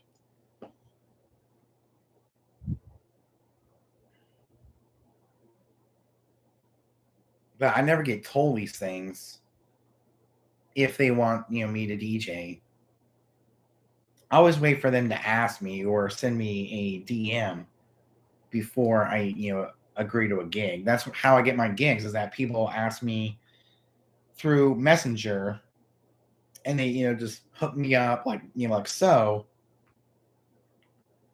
And that's how they see me. I guess because they're friends with me on other places and they see me DJ. They see pictures of me DJing. I guess because, January is a slow time for me. I'm probably not going to get, weddings and stuff till later on the year, like February, March. Ask family and friends about their birthdays or special events. Show them your gig logs. I sure will. And when it comes to the whole flyer thing, I'm not really a big fan. I don't really know how to make flyers.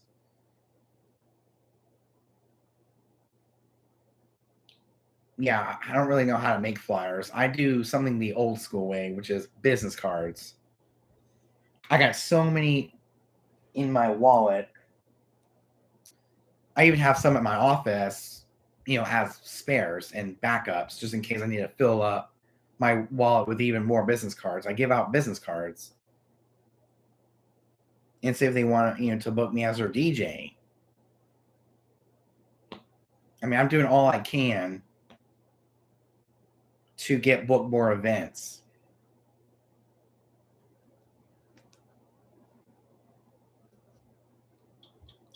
I just don't know what's wrong with me.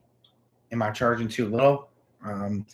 I can help you with the digital flyers.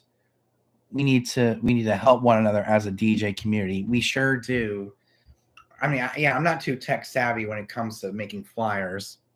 Social media is the way to go. I actually have social media. Hardly nowadays people ask for business cards. Wow. I mean, I have social media, believe it or not. I just don't want to promote it all over and make it public. I make it private. My son Brandon, the one with autism, says hi. Tell him I said hi too. Tell him I know what he's going through, especially as a DJ. DJing and autism don't mix, especially when it comes to dealing with drunk guests. Especially when I'm the only one who is sober and having so many guests being drunk. It's insane. So tell him I said hi too. It's hard being a DJ who is autistic, especially when you have to deal with a very large crowd and multiple people come up to you, up in your face. Yeah, yeah, it does. That makes you one of a kind, an awesome DJ. It sure does. But dealing with a really large crowd who is drunk, yeah, it's stressful, especially when most people come up to you asking for a song and you don't know what to say. And when I'm at a wedding, I kind of mess up on my words because my brain moving so fast. I can't keep up with my introductions. I'm always messing up on people's names. And because of it, I mess up and I forget. Brandon only DJs for family and friends. So do I. He says that you have helped him expand some. Yeah, I only do friends and family too. Don't worry. It's for the best. It is definitely for the best to expand, or not to expand, but to keep it with family and friends. Especially if you go to church, you can ask friends from church. You can ask your friends from that you went to school with. Yeah, it's it's for the best. Well, we all deal with that. All DJs go through that. I hate drunk people and requests. Yeah, me too. I don't know what to say. I don't know what to tell them. And because of my autism, my brain was moving so fast, I almost forgot to introduce my aunt and my uncle. I forgot. I was like, oh man, I totally screwed it up. I totally screwed up the introductions. Completely screwed it up. I hate that when it happens. That you're doing the introductions and you forget one group of people. And for me, it was the mother of the bride and the father of the bride, my aunt, my uncle. I forgot to introduce them. I skipped right to the bride and the groom. Like, holy smokes. Oh, man. And having to deal with, song requests and stuff. I don't, people getting so mad. I don't think they want to book me again. Especially at my cousin Cheyenne's wedding. Some of the people got so mad at me, saying you got to play, better than that. I'm trying to do what I'm told. I'm following the list. I'm following the timeline. And I'm DJing during dinner and cocktail hour, and they have too much drinks, and they want me to play something high energy. I'm not ready. I wasn't ready to open the dance floor just yet. Like, holy smokes. I totally screwed up, and because of that, I don't think those people want to book me again after the way I treated them and how they treated me. It's insane. Usually one, gig leads to another, but not always, especially when I get a lot of crap at different weddings and they ask me, to play something better and got to do better than that and asking for a song request. You tell them no, they get mad and they don't think, they don't want to book you, again for a future event. So what do you guys think about that? Because I totally screwed up my cousin Cheyenne's wedding back in November. I didn't get it on camera, but yeah, a lot of stuff happened. It was one of the most stressful weddings I've ever been to. Because I know my cousin and cousin-in-law, you can't please everyone. Yeah, because I don't think those people that I didn't please don't want to book me again. That's what goes in my mind, is that what happened at the last gig, at the last wedding, I don't think they want to book me again. I mean, I do really good at other weddings, but this particular wedding was not that great at all. There was one person, I guess they were going to the taco bar or going to the bathroom or whatever, and they told me to play something better, like high energy music, when it was dinner and cocktail. When I was supposed to play something low energy, not as, having the right amount of energy, but not too much. So I don't know what to do about that. When it's dinner and cocktail hour and they want you and they're forcing you to play a high energy song and open up the dance floor early. At a 21st birthday, I was threatened by a man with a knife because I didn't play his song fast enough. It was insane. It was. Even at my cousin Cheyenne's wedding, there was a girl who came up to me and asked for a song. I told her no, because my cousin didn't want song requests at her wedding. Whatever I played is what they danced to, and they seemed to have a good time. I just can't please everyone. Even if I don't have the song. That's another thing, is not having the song that they want. Because they want me to have every song on the planet, and my 1 terabyte hard drive is not big enough to hold every song on the planet. Even with their remixes, it doesn't have enough space to work around, which is also insane. Because as you know, most of the venues here in the South don't have Wi-Fi routers, and I can't tap into a service and play the song that they want. I always carry a wow. Wow. Carrying a pistol and having a concealed carry permit to do so. Wow. That's taking it to a whole new level. For me, I just tried to deal with some of the crap that I'm given at, these weddings. Especially with my friend Allie and James's wedding. The life of a DJ, we all go through it. Don't feel bad. especially in my beginning part of my career. Yeah, definitely. Definitely. Let me tell you, my friend Allie and James's wedding, it was going until almost midnight, and they wanted me to keep playing. And I said no, I got to pack up. I got church in the morning. I had 2 weddings this year in Fort Myers, Florida, and wow, that's cool. That is so cool. That is really neat. But good luck with that. I mean, I would like to expand my business through social media and everything. It's just I only have to do family and friends, and I've done pretty much all of my friends and family in the last few years. And plus, I'm not really comfortable with other people I don't know.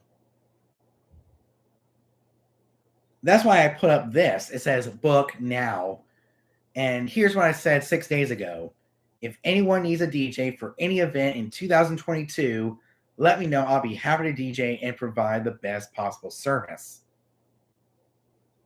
And we got 2 likes, no comments.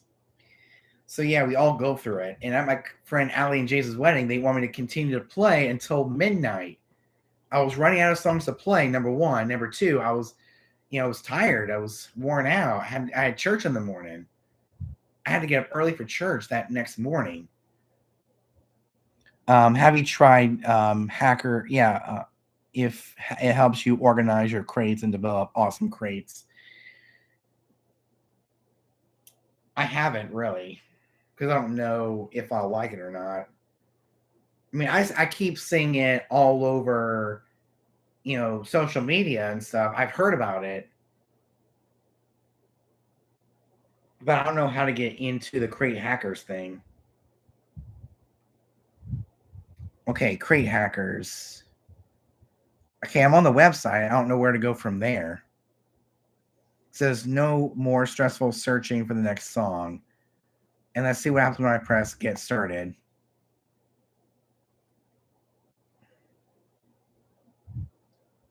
Oh, that's a lot of money.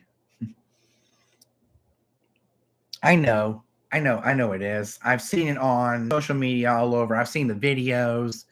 I've even seen the advertisements on YouTube. I've seen it. The monthly is like $30 a month. That's insane. Even the annual is almost $300 a year. It's insane.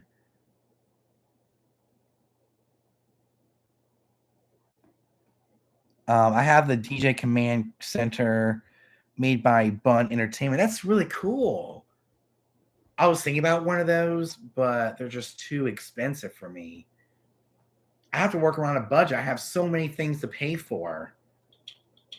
Like, I'm actually going to give you guys what I'm paying for. Give it a try. It did and helped a lot. Well, it's the price. I actually do follow Joe Budden, believe it or not. Yeah, I actually do follow him, believe it or not. And I've heard of him. He's a really good guy. He's a really great DJ. Helped out a lot, but it's the price. I can't afford it. I mean, I got so many things to pay for. Netflix. What else? Spotify. Disney Plus. Hulu. ESPN Plus. SiriusXM. Spotify. Peacock. Well, Peacock's free. HBO Max. Paramount Plus. I got so many things to pay for. I just can't afford Crate Hackers for $30 a month. I can't even afford it. I bought mine from a friend who got out of DJing. Ooh, that's a lot of money. That's a lot. I mean, I got so much to pay for per month. Like Netflix and Disney Plus and Hulu and ESPN Plus and Spotify, SiriusXM, which is over $20 a month. That's insane. and of course HBO Max and Paramount Plus. All of that I'm paying per month, and I just can't afford any more monthly subscriptions right now, especially Crate Hackers. When it's $30 a month, that's insane. Maybe one day you can try it. Yeah, one day. One day. Times are tough right now. Every time they open enrollment, it goes up when they were changing 25. Wow, charging 25 a month. That's insane. I mean, that's almost as much as the top tier for BPM Supreme. That's another thing. BPM Supreme, $20 a month for BPM Supreme. And, before HBO Max and Paramount Plus, I was mostly paying for a streaming service to help me DJ, which that's another $10 a month right there. And you know which one I'm talking about. BeatSource Link, the online only service where it doesn't allow you to download music offline and other, just have the basic stuff. That's a lot. I mean, we're paying so much per month. It's just insane. That's why I can't even get into streaming, because I'm paying too much per month. If I get like BeatSource Link or Tidal or SoundCloud, I'm going to be charging another $10 a month, and that is a lot of money per month. Maybe one day I can give streaming another try, and see if I like it, especially BeatSource, because that is definitely something for me, the working DJ. Tidal and SoundCloud are really good for the beginner DJ who doesn't have any music stored locally, especially for the bedroom DJ. BeatSource is perfect for someone like me who does a lot of weddings, parties, you name it. BeatSource is perfect, but I can't afford it right now. I mean, I canceled that to get HBO Max and Paramount Plus. I mean, that's insane. It's hard to keep up with pretty much everything out there. With every service that's out there, it's too much per month. I mean, I've heard about Truebill, and that kind of gets rid of any unwanted subscriptions, but I just can't live without certain applications and different services on my Amazon Fire TV stick. BeatSource is good, but it's on its developing stages. I would say cancel that. And I already did. It's been canceled for a while.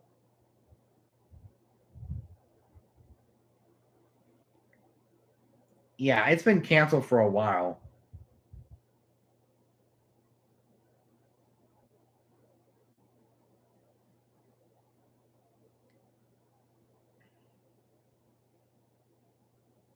Professional streaming for DJs has arrived. Okay. So yeah, they're kind of in their developing stages still. As you just said, it's been canceled for a while now. I can't tell how long it's been canceled. Maybe since, last year, 2021, late 2021, into this year. I'm mostly using this app right here, BPM Supreme, which I'm going to show you the mobile app right now. Let me see if I can find BPM Supreme. Here we are, BPM Supreme. See, this one I'm using for music right now, BPM Supreme. Different categories here, like BPM originals, exclusives, hip hop, dance, DJ tools, remixes, pop and mainstream, country, rock and alternative, reggae and dancehall, A's and back, 90s, 2000s, and holiday. I remember when I first became a DJ, I talked about BPM Supreme. We talked about the mobile app. It's that good. Wow, I've been live streaming for almost 3 hours. Well, a little over 2 hours. That's insane. That's a lot of time here on live stream. BPM Supreme will soon come up. Yeah, BPM Supreme will soon come up. Something like Beat Source. Yep, it's the sign of the times. No more downloading music offline, like mostly, as files. Not only do I get my music from BPM Supreme, but my CD collection, iTunes purchases. There's a lot of places I get my music from, and I download it, and store it offline to a 1 terabyte external hard drive. And it's never given me any problems whatsoever.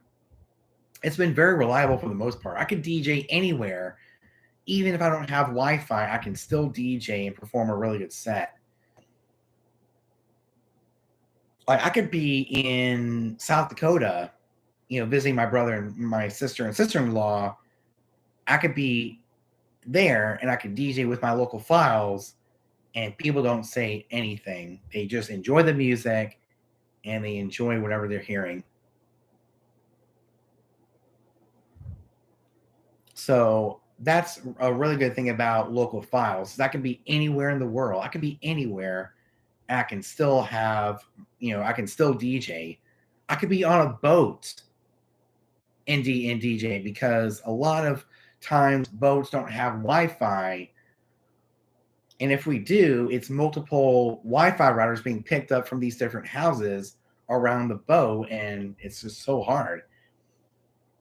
I could be in the middle of nowhere and DJ with my DJ 400, my laptop, and my music on, that's stored locally onto my library. I don't think we as DJs aren't ready for streaming just yet, especially with BeatSource being in the developing stages and Tidal not having the right music that we DJ with. It's insane. When are you trying to give us a tour of your office or man cave? Well, I already did, believe it or not. I actually did an office tour. The reason why I haven't done an office tour is that nothing has really changed. It's been pretty much the exact same as it's always been. It hasn't changed a whole lot. So cave, that's actually on my personal channel, believe it or not. It's on my personal channel, Hunter Jones. And I also have some of my vlogs that I've been working on through this entire Christmas vacation right here. And if you go to my DJ channel, you'll see other channels. What do you want to do with your career? What is your vision? I don't really know. I just go with the flow. With, whatever happens, happens. It's it just depends.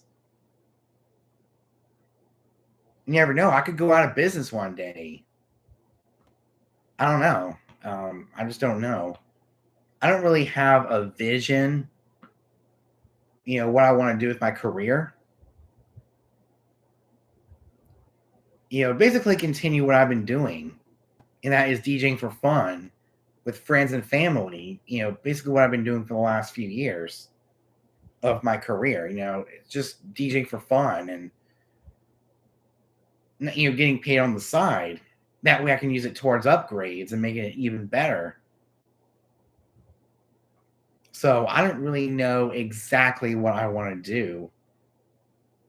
That's the hardest part, is figuring out what I want to do with my career and where it's going to go in the future. You never know. I could go 100% online if I wanted to, but right now, no gigs.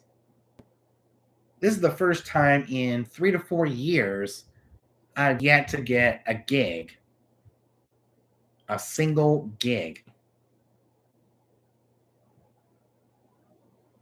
Even with the people who, are getting married, they book other DJs in the area. It's like they ask other DJs to DJ for them. I don't know what's wrong with me. I don't know what I'm doing wrong to help, get more events from family and friends. Because there's so many friends I've missed out on because they're booking other DJs. It's hard to compete with these other DJs in the area. It's it's hard. It's hard to compete with other DJs in the area who are, being booked these events from my friends and family because they know other DJs. But my friend Sterling, who got married and booked another DJ for her wedding, she did say that next time her and her family have an event, let me know. They're to keep me in mind. It's like with my friend Josh. His wedding, he had a Spotify playlist. A Spotify playlist, insane. Blame it on the coronavirus. Yeah. Because this is the first time in a few years I haven't got a gig at the very beginning of the year. I could go all online. You never know what the direction of my, career is going to go. Because I thought that, if I start DJing for a while, it's going to grow. But then, I get booked less and less. But I did have a really good year in 2021, as well as a decent year in 2020. Even before this virus, hit, I wasn't getting as many gigs. I've been mostly looking at my church's website and their app under their events tab, and I always look to see whatever they have planned, coming up. I mean, all they have is a mission trip to Mexico, and that's it. They don't have any special events coming up. I guess they take it 1 month at a time. We don't really know. Even with some of my friends that are getting engaged, they never really asked me to DJ their wedding. I look at all of these got engaged posts. They never really asked me to DJ their weddings, not even once. I mean, I look at, these social media pages I have for family and friends. It's like they never once asked me to DJ. Especially during the end of the year, during Christmas. During Christmas and New Year's, which is a perfect time to be engaged. I look at all of them and I try to ask them if they, want to DJ. See, I have to force them. Like, I have to ask them, if they need a DJ for the wedding to let me know. But some of the times I have to wait for them to say, hey, we want you to DJ our wedding or party or whatever it happens to be. I have to wait for them to ask me. But as of right now, nothing. Absolutely nothing. I look all over these social media apps and not a single offer. Yeah, I am. I definitely am. I even have a private group with 360 to help you out. I think of, instead of playing the whole entire song when mixing, try to beat match and not let the whole song.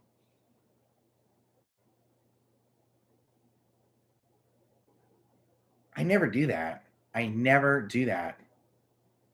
Not once.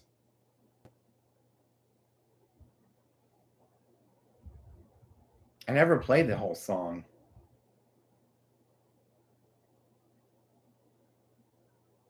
Like, well, sometimes I do, but I mean, that's what you're supposed to do at a wedding.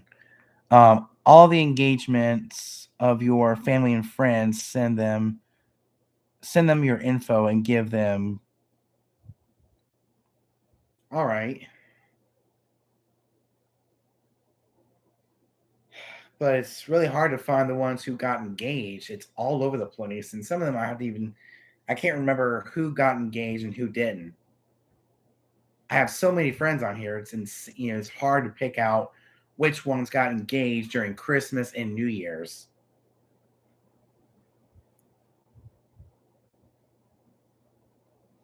Well, I never play the whole song. I just play it halfway through and then I, bring in the next song. I mean, if you want to know how I mix, you can just go to my Mixcloud and check out some of the past weddings I've done.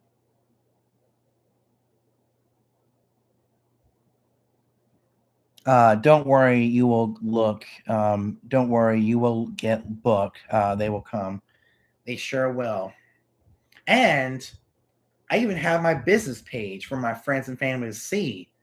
And I already put my pricing under services. I spend 4K to 6K with the knot and wedding shows a year. I would send out a pricing list and have postings on your IG and Facebook. I do. Even if I want to put pricing on my Instagram, it's hard to with, how their limitations are.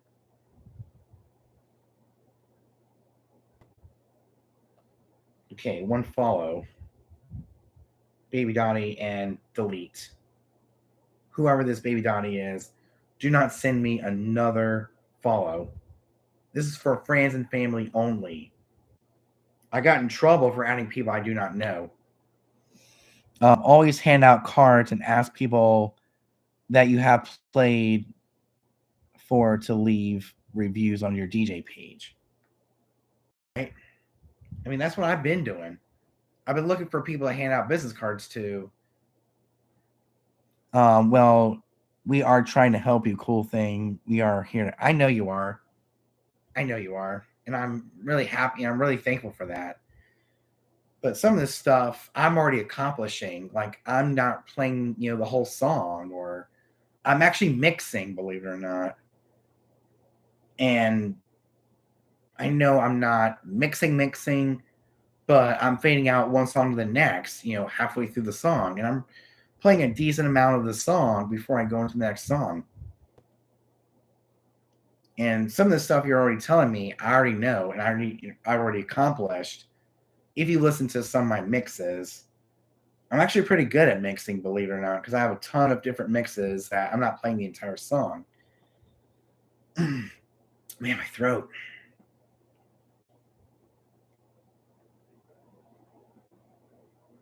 Even when I'm, opening up the dance floor for the entire wedding crowd, I'm always mixing and playing one song after the next. I'm actually pretty good at mixing. And let's see what else. To help you out, I think instead of playing the whole song when mixing, try to beat match and not let the whole song play like it's playing a playlist off Spotify, which I'm already doing. I'm trying to kind of separate myself from a Spotify playlist. See, my friend, let's see, TBM Productions, I do 80 to 90% of the song. You can blend songs and match BPM and keep the dance floor moving. I know. I actually know that, believe it or not. I've seen a lot of videos and stuff on YouTube and stuff like that. And I've been a DJ for 4 years straight. And I think most of this stuff I've already accomplished.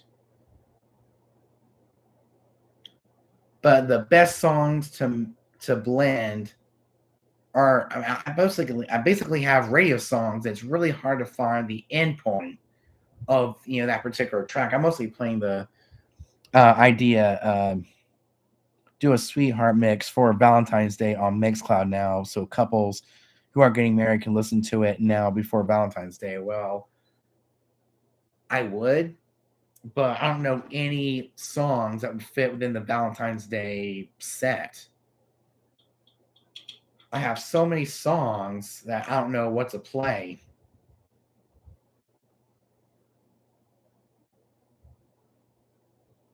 And I know you're trying to help us. I know you're trying to help me, but some of this stuff I'm already accomplishing in the last 4 years.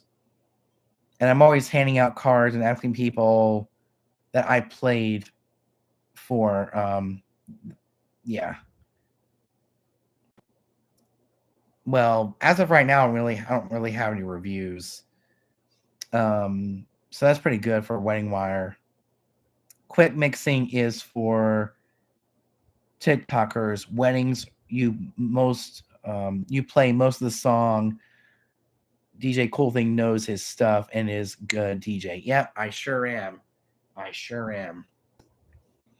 Like this DJ says to not play the whole song. Quick mixing is for TikTokers. Weddings, you play most of the song. Yeah, I do know that. I know my stuff, and yeah, that's nice of you to say. TBM Productions. That's a nice thing of you to say. I mean, this will be my 4th year of being a DJ. 4th year. That's insane. And I've yet to get a single booking this year, but it will come throughout time. This is just my slow time. And I do know my stuff. Let's see. To help you out, this is from the DJ Gary, however you say the name. To help you out, I think of instead of playing the whole song when mixing, try to beat match and not let the whole song play like it's playing off a Spotify playlist.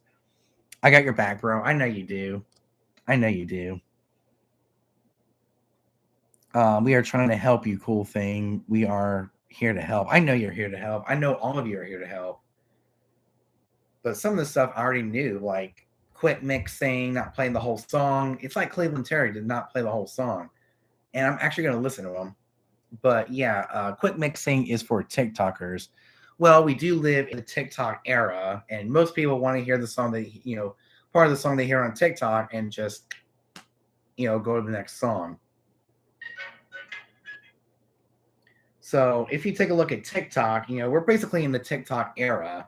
A lot of people get their music ideas from TikTok, and most of this stuff isn't really on BPM Supreme. So we are kind of living in a TikTok era. And let's see, do a sweetheart mix for Valentine's Day on Mixcloud. So couples who are getting married can listen to it now before Valentine's Day. I would, but I don't have any music that I know of that have to do with a sweetheart, the theme of Valentine's Day. I mean, I have a lot of love songs, but I don't know. I mean, I would love to do a Valentine's Day mix, but it's hard for me to plan the songs, for the mix. But yeah, I know you got my back, and I thank you for that. And I'll definitely check out some of your videos when I'm at my office on Monday. Love songs, all love, 1 hour mix. I know, but I can't find any love songs that are in my library. I know I got some Bee Gees love songs, and I got different love songs from over the years. It's really hard to find the right songs that fit within the mix. See, with some of these dance party mixes and the Spanish party mix that I did, yesterday, I just picked whatever I had in my playlist. Oh, slow dances. Okay, love song, slow dance. All right, gotcha. Most of the songs I have that are slow dances are for fathers and daughters. I don't have anything for couples, only daddy and daughter, daddies and daughters. That's basically the playlist I have. Slow BPM to start and then turn it up. I don't know if I'm doing a Valentine's Day mix. I haven't really thought about it.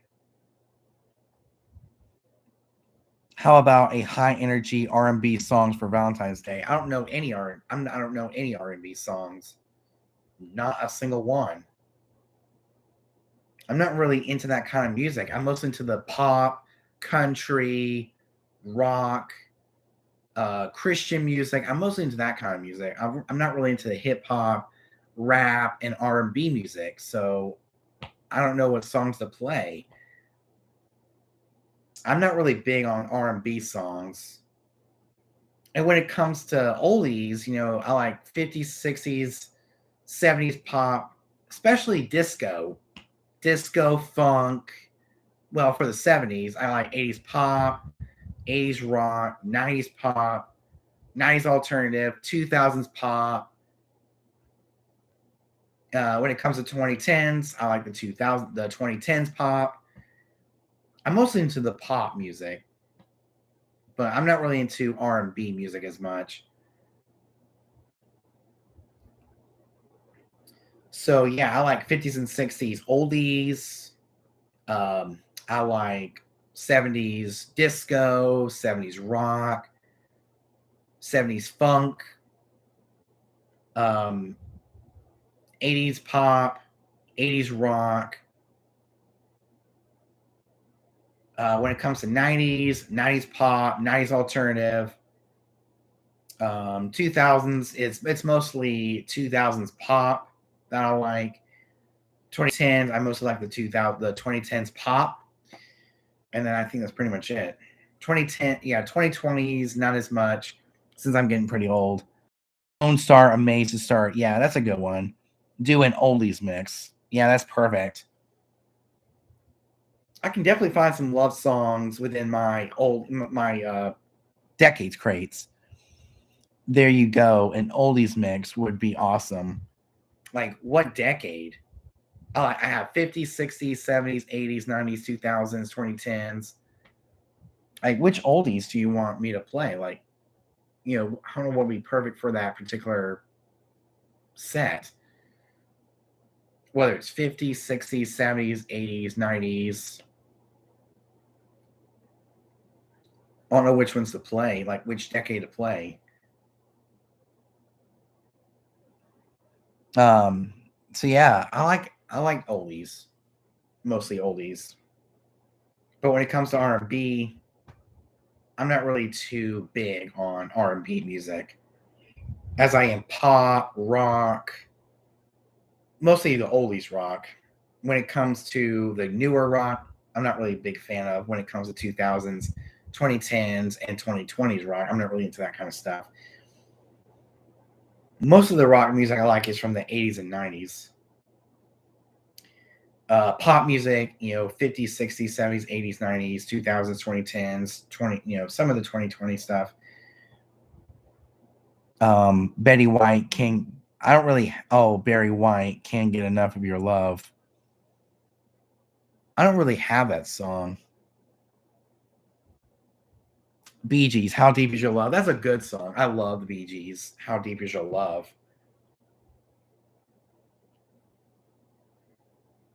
See, yeah, I don't really have any Barry White stuff.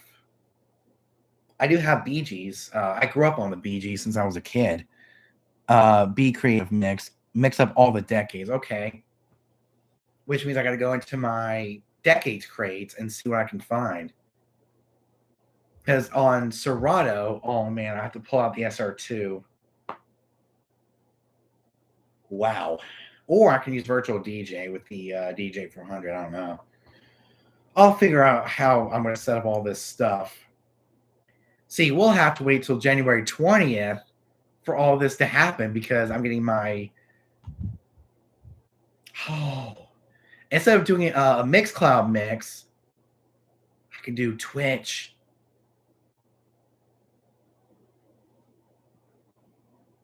Or I can just, I don't know.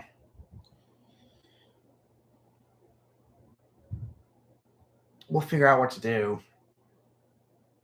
Got until January 20th to get all of this stuff up and ready to go.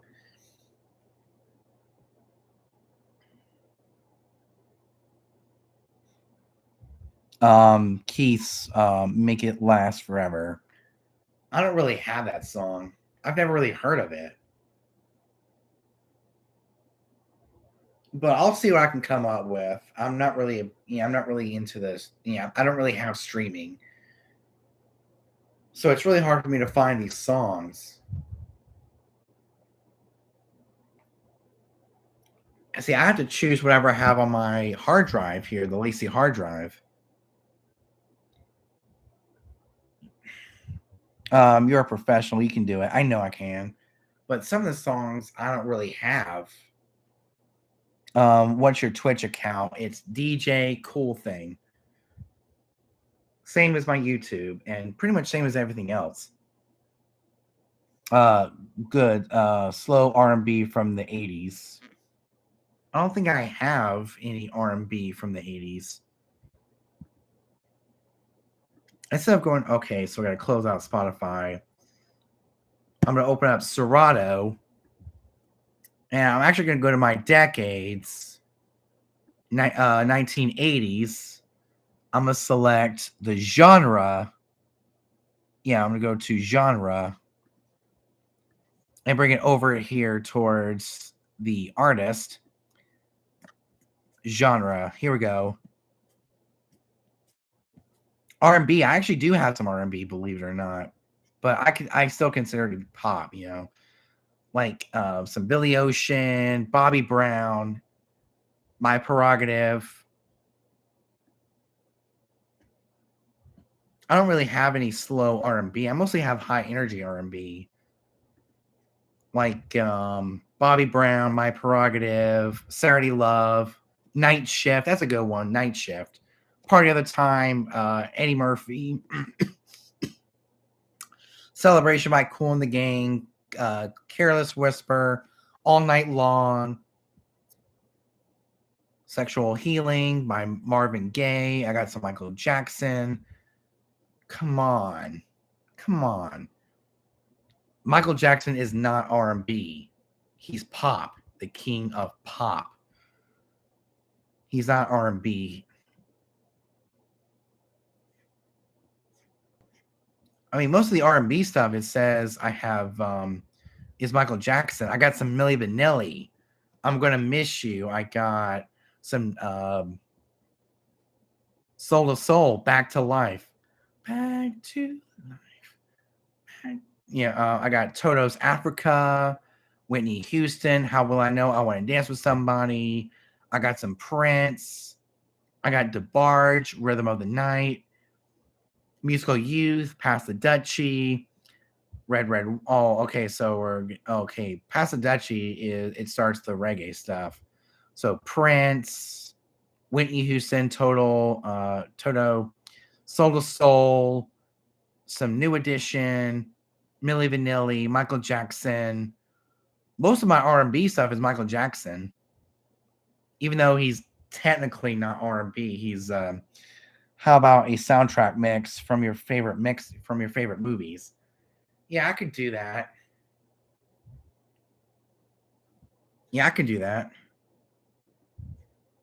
My favorite movies, or maybe all of the movies I grew up watching as a kid, because most of the stuff I have on here is from when I was a kid. So I'm going to go to genre, if I can find the genre category. Genre, it's mostly under soundtrack.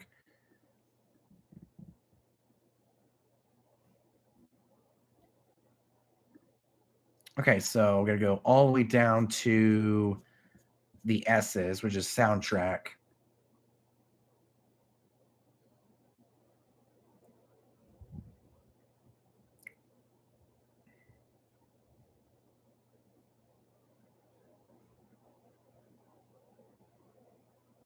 Here we go, soundtrack.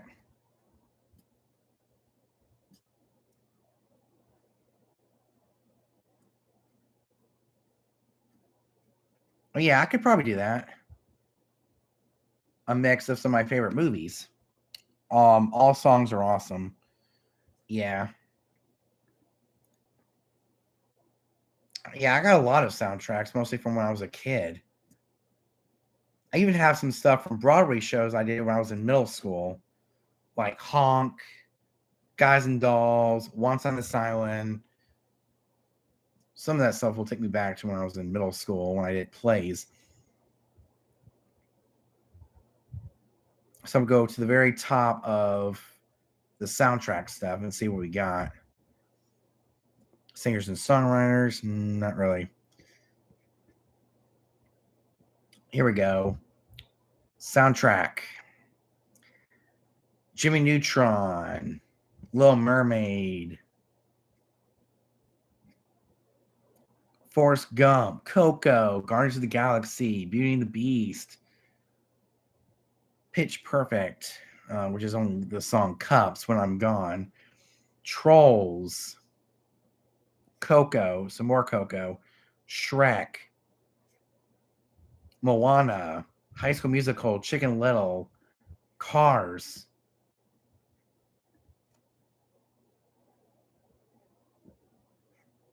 I'm actually going to skip over Home Alone because that's Christmas stuff. We're done with Christmas for right now. Some Dirty Dancing, some more Jimmy Neutron, some Disney stuff from Walt Disney World, Shrek 2, Lion King, Guardians of the Galaxy, Phantom of the Opera, Frozen, Cars, more Shrek 2, School of Rock from 2003. Insane. What else do we have? Chicken Little, Toy Story, The Muppet Movie, Mulan, the cartoon Mulan, not the new one. So I pretty much have a fan of the opera, Back to the Future. Wow. It's going to take me forever to get through all my soundtrack stuff. So even if I wanted to do a soundtrack mix, it's going to be really hard to pick out, some of my favorite songs from these soundtracks because there's so many of them that I've come to know over the years. And most of them are actually from CDs that I've collected from these different stores from when CDs were really popular before digital files even came out. The Rocky Horror Picture Show. Well, the only song I have from there is the Time Warp. Yeah, I only have Time Warp, and that's from a Halloween CD that I got 10 years ago. And it's not the original Time Warp. It's from the Ghost Doctors, which is more of a kid-friendly version of Time Warp. Yeah, it's kind of a kid version of it. It doesn't have different words or anything. It doesn't have any, different lyrics. It just has the same lyrics, but it's sung by a different artist. That's meant for kids. And I was giving it, I was actually giving it to my, I was giving it to, by my mom 10 years ago during Halloween. I mean, we'll see what I can come up with. You have an immersive large library of soundtracks. I do, because I watched a lot of movies when I was a kid. I bought them all on CD. And most of the songs I already listened to on CD before CDs, before, digital files came out. Yep, I have over 30,000 songs, 30 to 40,000 songs on my entire library from CDs, iTunes, BPM Supreme. Yeah, I got a really huge library, believe it or not. And I'm actually working on volume 2 of my Spanish mix, because we haven't got to the 121 to, let me see. Yeah, I haven't even gotten, to half of my Spanish mix. So I'm working on a volume 2 to go through the rest of the Spanish songs before I can just call it a day for that particular, type of mix. So yeah, I'm actually working on my Spanish mix for volume 2.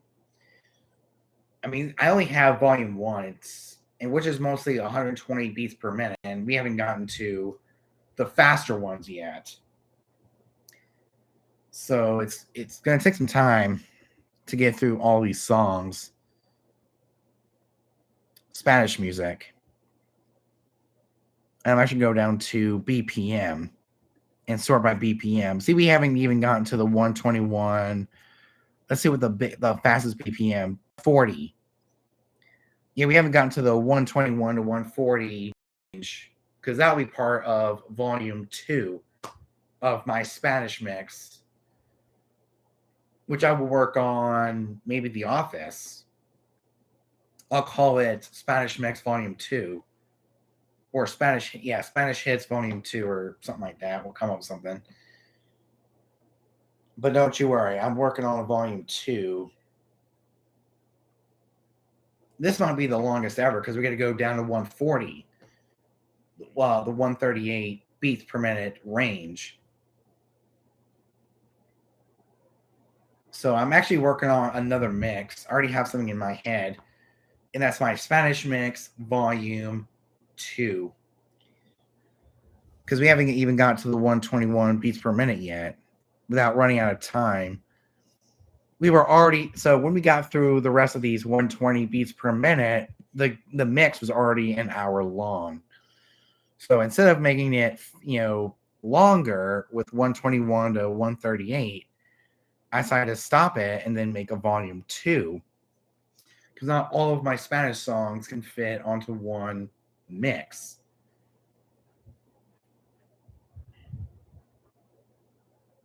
But don't you worry, I'm actually working on another mix, which is for the Spanish mix for volume 2. Yep, volume 2 coming on Cinco de Mayo. Definitely. For sure. That'll be Cinco de Mayo. Volume 2, yeah. I mean, I got plenty of time to plan my next mix. Don't you worry. I got plenty of time to come up with my next mix. And I got 23 followers on my Mixcloud, which is pathetic compared to how long I've been, using the, on this page. Man, my voice is going out. Wow, I've been streaming for almost 3 hours. Holy smokes. This is one of my longest live streams to date. Man, my throat. I need to call it a night pretty soon because it's already 10:36. But yeah, volume 2 of my Spanish mix is coming out on Cinco de Mayo.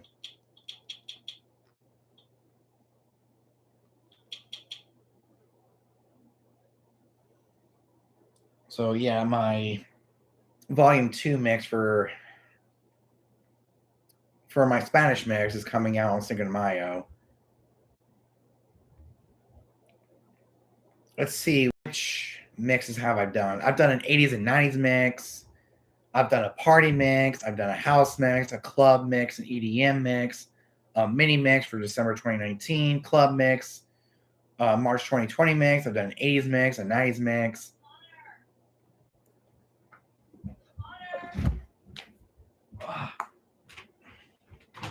Yeah.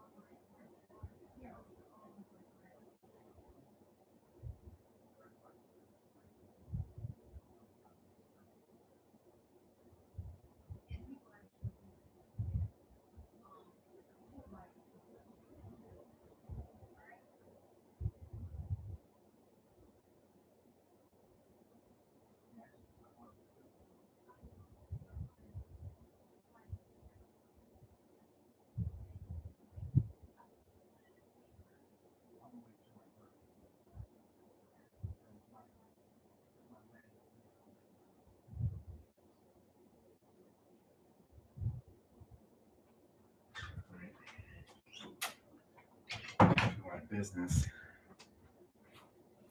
So about that, guys. My mom wanted something, so So yeah, volume 2 is definitely coming on Samayo. It's definitely coming. Yeah, we've done a party time. We did a party with DJ Cool Thing, club style party, Broken Adams practice session. Yep, all right, DJ Cool Thing, I'm out. Keep up the good work. I sure will. Hopefully, I get some gigs this year. Hopefully, it's definitely going to change my. Yeah, I definitely need to save my business. Wow, I've done a disco mix. I've done a high energy mix. I've done a lot of practice sessions, summer party mix, redrum. I've done a country party mix. I've done my first ever mix, which is a random mix. Wow, I've done an Elvis mix. I've done a dance party mix. I've done a Halloween, Christmas, Spanish. Wow, I have a lot of different mixes from over the last 3 years, 3 to 4 years of being a DJ. Not yet. Don't you worry. I'll have something booked really soon.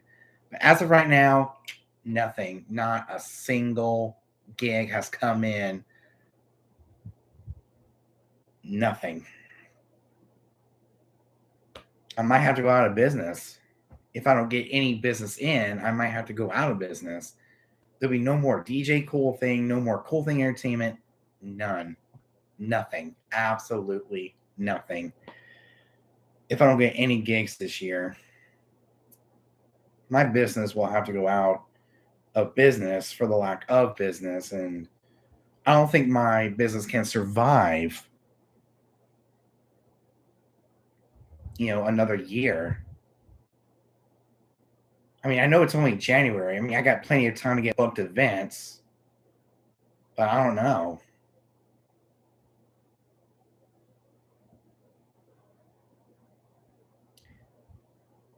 So I don't have any events yet. This is why I got the USB audio interface, so I can help save the business and do some online events that people book me for, and it'll really help a lot. But if I don't get any in-person events, I might have to go out of business. I might have to sell all of my equipment to a thrift store, antique shop, if this doesn't work out.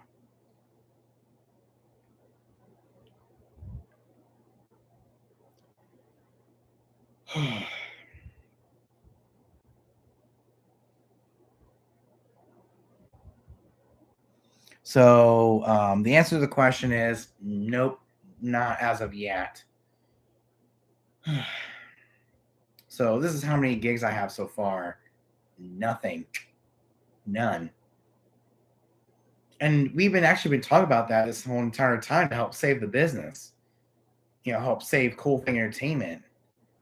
I've been looking all over social media, for some gig opportunities, but no one has really gotten back to me. You will get something. It's winter time. It's slow right now. I know it is, but already, as of right now, last year and the year before, I already had stuff booked. Because I remember during New Year's Eve 2020 into 2021, I already had weddings booked, ahead of time. But I don't know. And last year, we already had a birthday party for my cousin, and we had a family get together, and we had so many gigs in the month of January last year in 2021. This year is not looking too good when it comes to bookings. I mean, I'm doing all I can to get myself out there and to ask if they need a DJ. Since I don't get anything back, and no one really, responds with saying, sure, we'll book you. No one really asks, from no one asked me if they, if I want a DJ for them, especially for the wedding. I've seen so many people on my social media getting engaged, especially during the Christmas season. And they have yet to ask me if they want me to DJ their wedding. usually I already get bookings by now, and this is basically the planning stages by now. With different, building the playlist, getting everything ready, and just really practicing those sets. But how can I practice any sets if I don't have any bookings? So, nope, nothing. Absolutely nothing. Except for the, more traditional stuff like the Dominion Church Epic Youth Lock-In, my 28th birthday party. As far as weddings are concerned, nothing. Absolutely nothing. But church events, parties, I only have like two. And it's mostly because I know we actually talked, me and this person who is in charge of the Epic Youth ministry at Dominion Church. She said next time they have one, they're actually going to book me as their DJ. Yep, Nanda Rainwater. She said, "Oh no, we are going to miss you this time, but next one for sure." And this was November 19th, 2021. She says, "Oh no, we are going to miss you this time, but next one for sure. I'm sorry we had to postpone it." But yeah, so. But this was November 17th. It says, "Hey, Hunter, we have to postpone the lock-in to December 19th due to some issues. Is there any way we can come then?" And she did say, with me saying that I'm not going to be there. I'm going to be out of town from December 16th to the 26th to Disney and Universal, spending time with family during Christmas, and that, she hated that, they were going to miss me. She said, but next one for sure, which is in, this year, 2022. So I do have that gig coming up. It's basically a tradition of mine to go and stay the night in Darlington and DJ for their youth ministry. But that's mostly not until March or whenever, maybe March.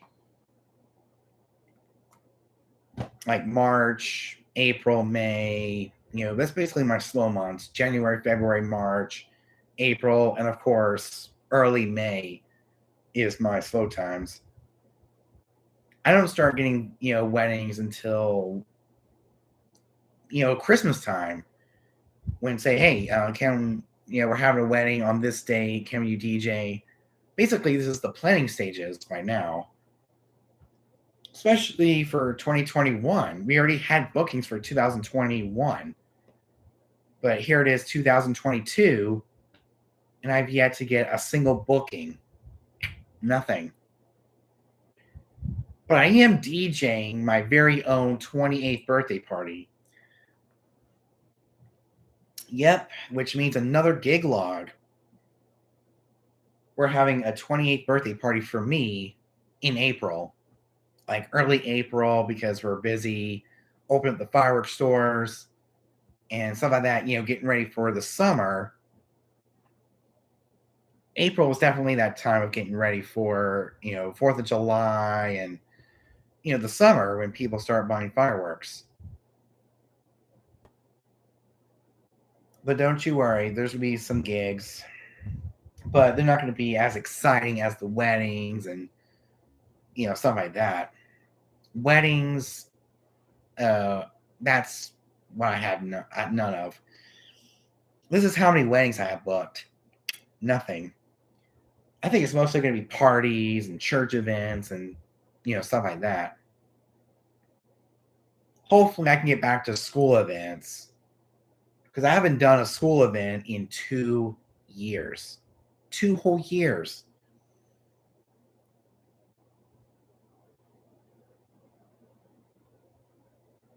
So this is how many weddings I have. But as far as, church events, I only have one, which is the Dominion Church Epic Youth Lock-In. I've been doing those are become like a normal, regular thing. because they're having one every few months or so. It's like they have one like twice a year. But then, I get booked for something else, like a party, like a family party. But weddings, nothing. Hopefully, the 2022 wedding season doesn't get canceled for me because of lack of weddings. My 22 wedding season's got to look good. I definitely got to grow the wedding thing. I love weddings. And I just love the preparation. I just like staying busy. But if I don't get booked any weddings, I don't know what's going to happen.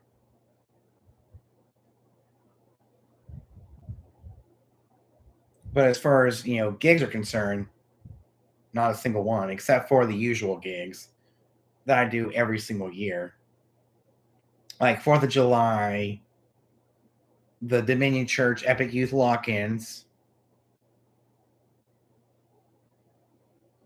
But we are having a birthday party for me sometime in April, and it's to help celebrate me being 28. 28 years old. That's insane. And I've been DJing since I was 24, 25. So that was like 3 or 4 years ago when I started out as a DJ. I was a very young DJ at the time. I mean, I still am. I'm almost in my 30s, which is insane in the next couple of years.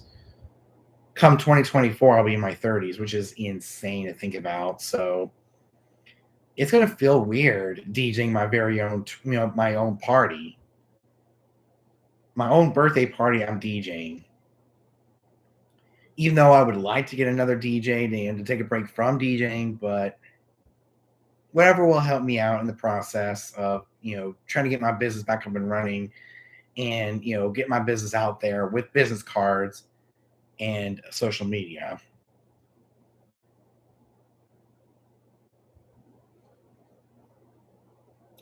So it's going to be really hard, and it's going to feel weird DJing my very own party because I already know the music that I like. And when it comes to the Epic Youth Lock-in, it's mostly the Christian music that I play. And the setup is going to be almost the exact same. I might have some virtual events, in the workings for people who aren't ready to go out yet and, venture out and, have in-person events. That's just another thing I'm actually going to do. I'm going to start doing virtual events. And that's why I got the USB audio interface, is to help me out a lot, get my business back up and running in the slow times. And this USB audio interface, it's really going to improve the sound quality, especially with recordings, hooking up to some recording software and record it, and I can put it on Mixcloud. Whatever will build my online presence. Man, I'm running out of things to talk about, especially with, being on here for 3 to 4 hours. That's insane. That's a long time. This is the longest stream I've ever had. Let's see what it says.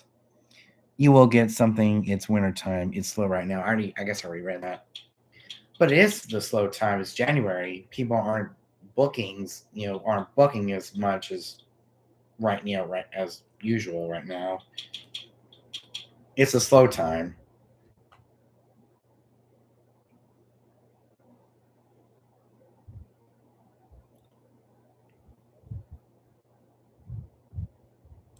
So I don't know what to talk about. I mean, if you guys want to ask me a question that you've been dying to ask me about DJing, leave it in the live chat. It'll really keep this going for another hour or so, maybe another 30 to 40 minutes or so. I am definitely running out of things to talk about. But we've had a really interactive chat tonight. And I'm sorry about the other stream. I had to end it so I can eat my pizza and, eat my dinner. So I had to wait till after dinner to do the stream. It's been doing very well. Most of the time, most parts I haven't been in here because I was getting stuff. And I just kept getting called down. I mean, I'm doing the best I can with my streams, especially on the weekends. This is one of my first ever weekend streams. Time to open up the good old YouTube. But I actually do have a personal channel to do man cave tours, family vlogs, all that kind of good stuff. And let me see how you would get to it.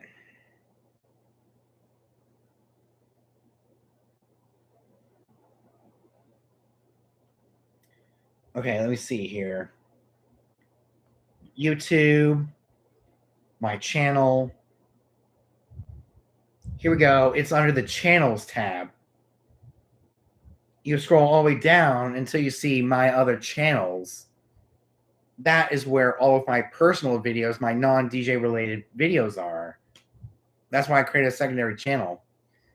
This has videos like Night of 1,000 Candles, recap of my Florida vacation.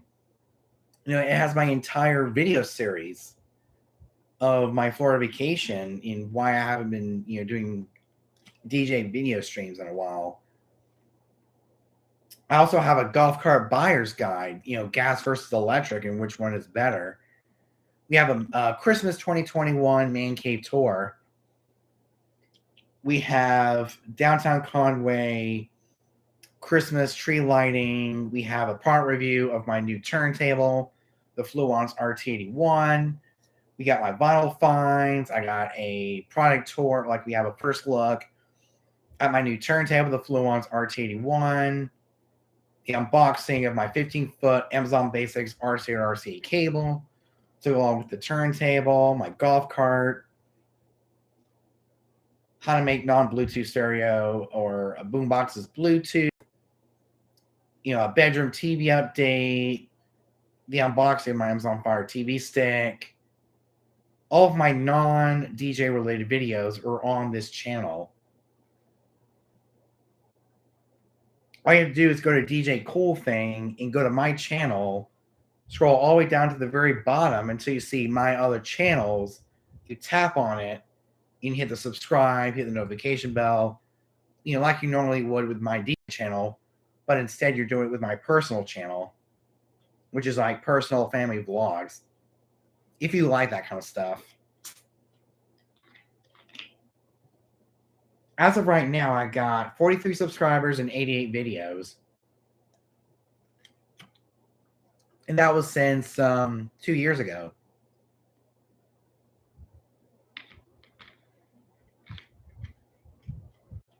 Even on my personal channel, you'll see my other channel, DJ Cool Thing. It's like going back and forth to my different channels so you can check them out. If you do like non-DJ related, videos, make sure you check out my personal channel. I started this channel. I started uploading videos to this channel on November 17th, 2020. Yep, November 17th, 2020. And ever since then, I've been posting every so often because I've been busy with this channel. It's hard to do one channel, over another. So yeah, I'm actually starting different vlogs and product reviews, product unboxings that are non-DJ related, like home theater products, turntables, my golf cart, some different electronics. Talk about Sirius XM. We have a lot of really cool videos on here. Home theater, Christmas videos. I mean, that's where I keep all of my non, DJ related channel or, related videos. Is my personal channel. all you have to do is go to my DJ channel like you normally would. My channel, well, this is for me at least. Yeah, you go to you search DJ Cool Thing. You would go down to channels, the channel tab, and under subscriptions, you'll see my other channel. This is if you're using a smartphone. And you press the subscribe button on the other channel if you do like non-DJ related videos. Because I actually do like to separate my DJ videos from my non-DJ related videos. Which is why I created this channel in the first place. Last video was like 10 days ago, which was 9,000 candles for 2021. I'm still trying to, find things that, to talk about on my personal channel. I guess I can do like a revisiting my tablet video, kind of a what's on my tablet video, or what's on my iPhone video. Some of the, apps I like to use as, on like everyday usage. If you want to check it out. I'm even on TikTok. I mean, I do a lot of really great TikToks. I have a personal TikTok, which is Hunter Jones OG, if you want to check it out. And I also have a DJ TikTok, DJ Cool Thing. If you guys are into TikTok, like I am, I mean, it's just another great way of getting creative. YouTube has something similar to TikTok, and that is YouTube Shorts, where I create videos like 15 to a minute long. I think it's like 30 to a minute, like 30 minutes to a minute long.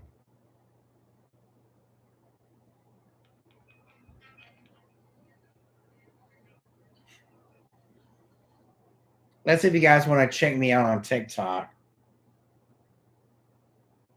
It's Hunter Jones OG for personal videos, and for DJ related videos, DJ Cool Thing.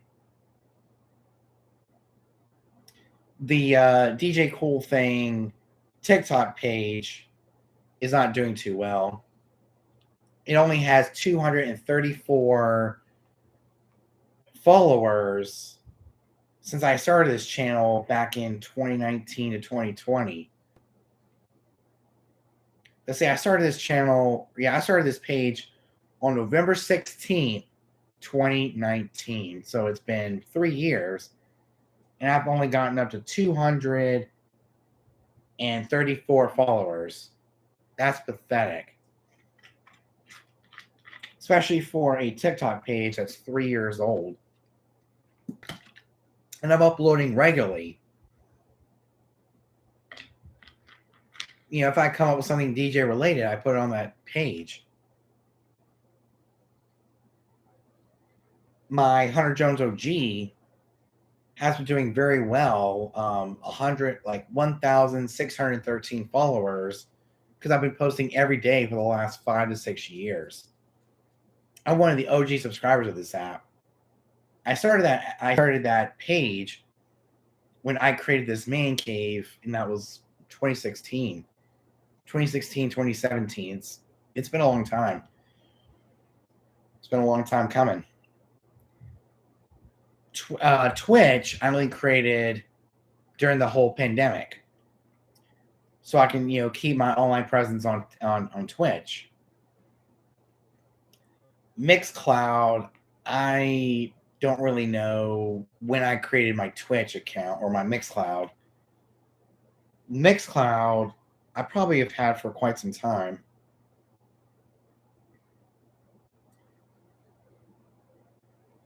See, on Mixcloud, I can't really tell when I posted my first mix.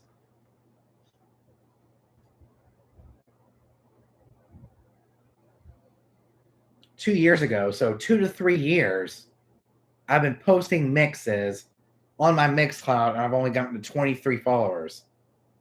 Come on, guys. Help me out.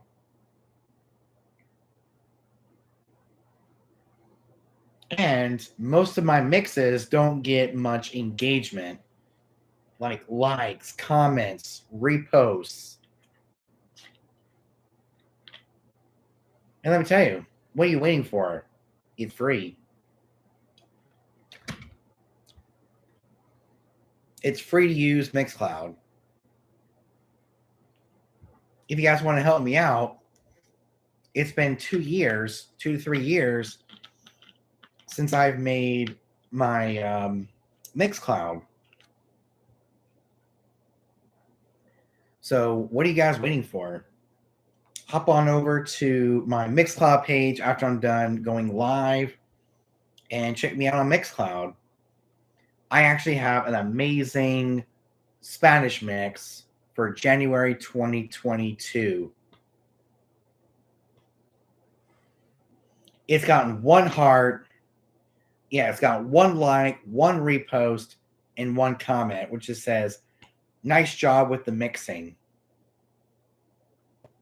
I guess because Spanish music is really easy to mix. That, dance music, remixes, those are the easiest to mix. Pop music, rock music, that type of music is not the easiest to mix because there's no endpoint. There's no outro, especially when you're at a wedding and you're trying to find the end spot to end the song so it'll sound smooth. So the Spanish mix was easiest to mix. It took me forever to create that mix. So eventually I created the mix, I posted it to my Mixcloud, and it sounds better than ever. It sounds really good. Especially with one feature that I have on the DJ 400, and that is Beat Sync.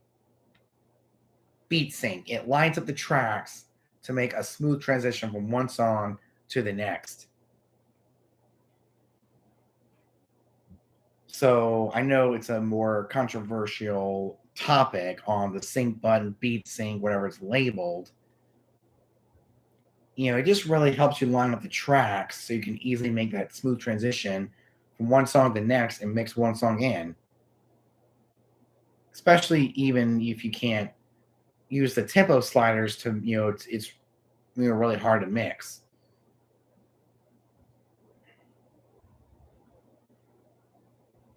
So I do use the beat sync to line up the dots or the lines to make that smooth transition, and it doesn't sound messy.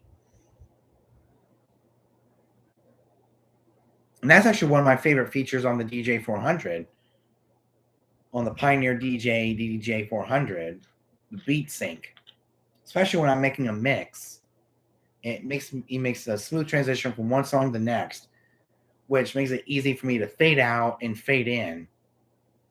Fade out the old song and fade into the new one.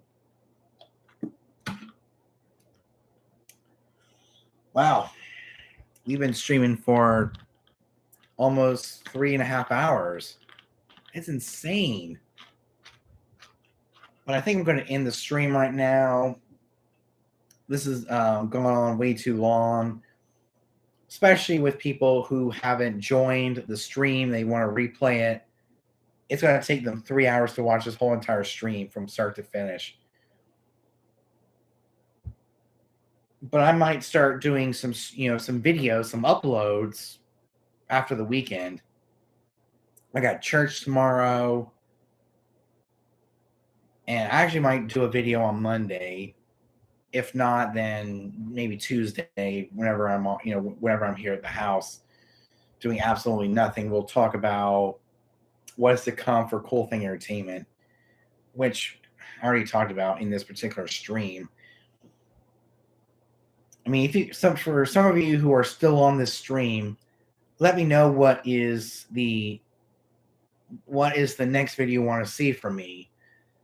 because I don't want to keep repeating myself and have repetitive content on my page, even though I talked about it. Let me know what type of video you want to see from me in the live chat. I'll be sure to put those down into my notes app, and those are the videos to get done. Because we got to wait till January 20th to do an unboxing video of some kind.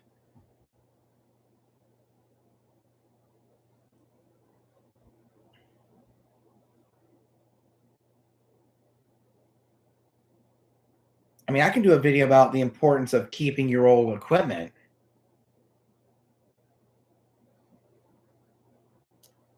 But for those of you who are still watching and you have a great idea for a video, let me know in the live chat. I'll write them down in my phone and I'll call it videos to get done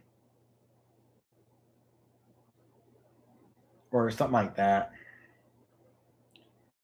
I definitely need to start writing down some of the video ideas that I have so I can remember what I want to talk about. Monday or Tuesday, sometime this week, I'm actually going to start making videos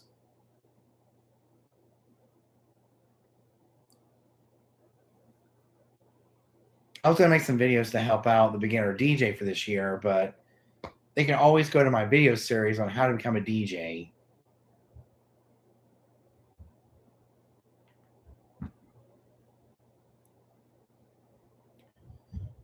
But, I'm just running out of videos. I'm running out of video topics, especially with uploads. If you guys have a brilliant idea for a video, let me know in the live chat right there or down there, wherever it is on your screen. Wherever the live chat is, you got a great idea for a video, let me know. I'll be happy to do those videos as we're waiting patiently for the unboxing video to happen on January 20th, which is the USB audio interface, which is a great replacement for the Tion-A4 USB mixer. That thing was awful. I mean, it didn't really die on me. It just, the cable stopped working and I had to keep putting it underneath the computer so it'll stay stable. So we have to wait patiently for the USB interface to come and we can try it out and maybe build an online presence again on Twitch. Because I know my Twitch account has been neglected for the longest time ever. DJ Jesse, where'd you get your table? Where you get your table where you put your controller?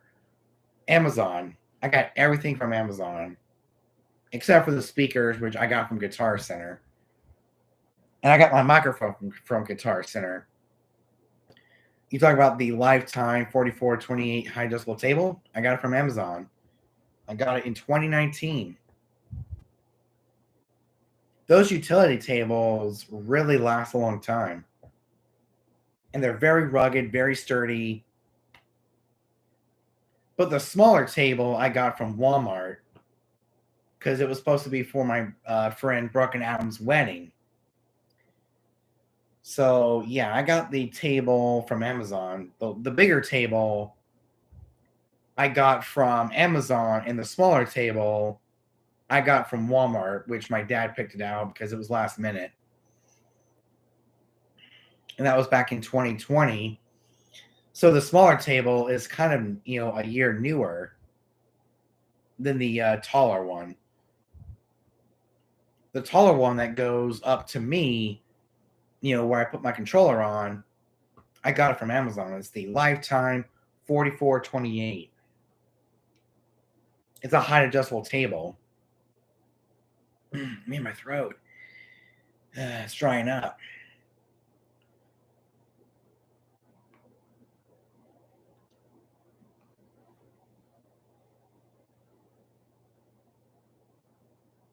I gotta rest my voice.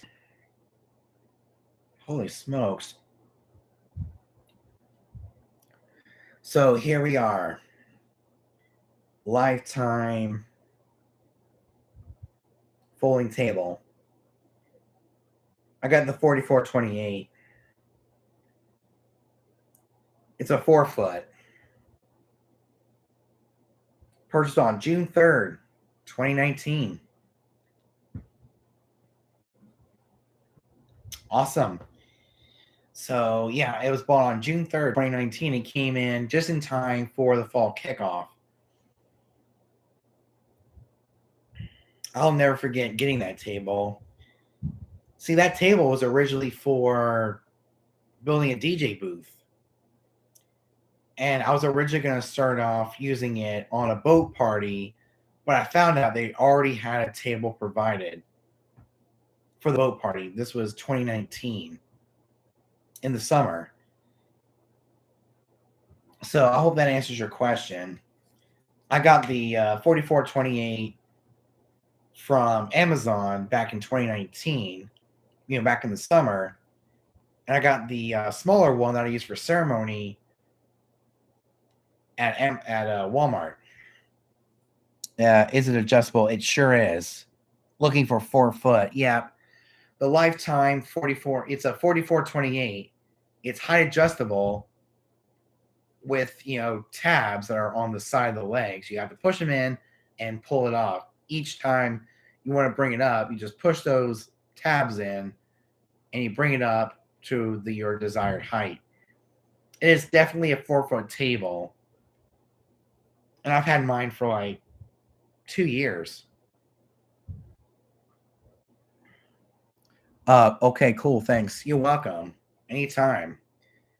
And it's not, it's actually the number one bestseller. We're going to view the order. Yep, it's a 4-foot table. June 6th, 2019. I guess it's when it came to my doorstep. June 6th, 2019. It's the 4428 height adjustable craft camping and utility folding table, which you can also use for DJing. But keep in mind, once you buy the table, you have to buy the scrim. The scrim. Yeah, you have to buy a 4-foot table scrim to go on with it. Or get a facade. See, when I got that table, I had to get a facade, like a tabletop facade from Dragon Front Boards. And that thing was not good at all. Well, it was really good, but it kind of broke every so often. So keep in mind, when you buy the 4428 table, you have to buy a 4-foot table scrim to hide all your cables and keep it nice and clean.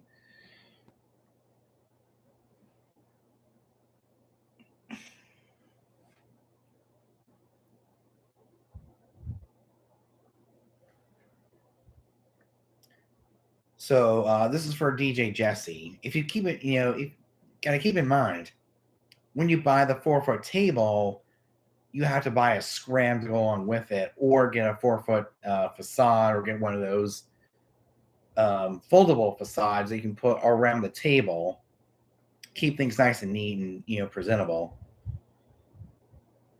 Which I can't really say anything because I have the worst cable management imaginable.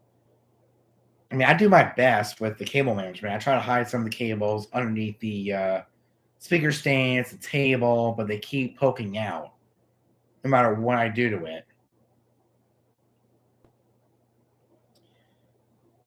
I mean, if you saw in the New Year's Eve video, some of the cables were mostly extension cords that I had to reach into our sunroom just to plug in because there's no outlets on my back porch. I had to plug them into the sunroom under, behind the chair. So I have to use extension cords.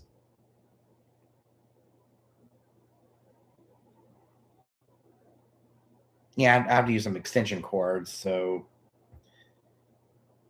I tried my best with the cable management. But my cable management is getting better and better. It's getting better each time I do a gig. But before you know it, I'll have some really good cable management at any gig, basically. So yeah, keep in mind, if you want to get a 4-foot table, you have to get a table scrim or get a facade, which I highly recommend not getting a facade because they fall down. Then all your cables will be showing. You have to keep picking it up throughout the night. The simplest to do when you get a table, one of those folding high adjustable tables, is a table scrim. I highly recommend black because you can't really see any dirt or scrapes or pretty much anything that happens to your scrims on a daily basis. And I would stay away from the low cost scrims. Well, you just have to do your research on some table scrims for a 4-foot table. I have a facade, but I purchased a external mixer, so I need more space. Yeah. Oh, you want to talk about extra space? I have an external mixer with the DDJ SR2 inside of the DDJ SR2 flight case. My 4-foot table is not cutting it anymore. I might have to upgrade to a 6-foot table or something longer than that to hold all of my equipment if I want to keep adding more and more to my setup. But I guess a 4-foot is really good. Just put your controller over to the side and then have your external mixer on another side of the table. And it looks really nice. I'm actually going to show you guys what my setup looks like for New Year's Eve. I'm actually going to go to my Google Photos because I actually store everything in here. We got to go back to December. Yeah, we actually go to New Year's Eve, if I can find it. Wow, we got a long ways to go before we even get to the setup. And kind of show you what my table looks like so you can get an idea of what it's going to look like with a facade. Or not really a facade, but what my setup looks like. I want to get Rockville battery up lights. That's cool. That's cool. Yep. Goes to show that every DJ is different based on what they prefer.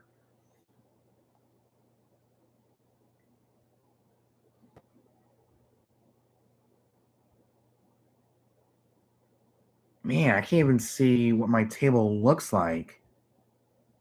Oh, here we go. Here we are. Here's the best I can get.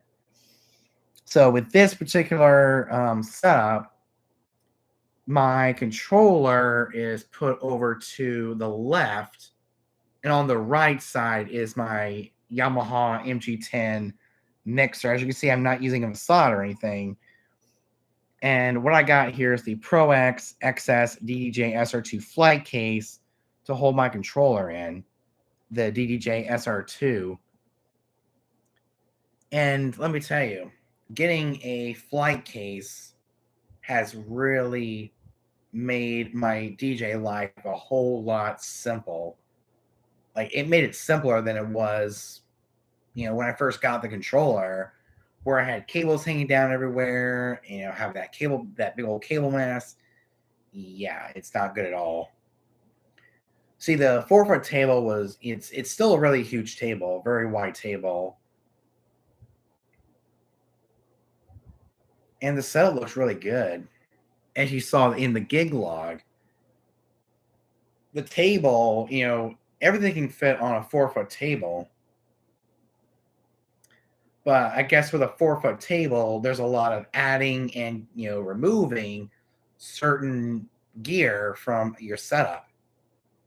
Like, to make room for the Yamaha MG10, I had to get rid of the Rockville controller, lighting controller, which is still in, it hasn't been used. It's never been used because I don't even know how to use it. I've been putting all my lights on sound active mode and put them on different chases. I haven't been really using DMX a whole lot. Even with wireless DMX, I'm not really too tech savvy on that, on how to get, wireless DMX or, any kind of DMX working. So I've just been pushing buttons on each par to get them all ready for the event. See, I mostly leave my lights on sound active mode, and I don't even have to touch them for the majority of the night.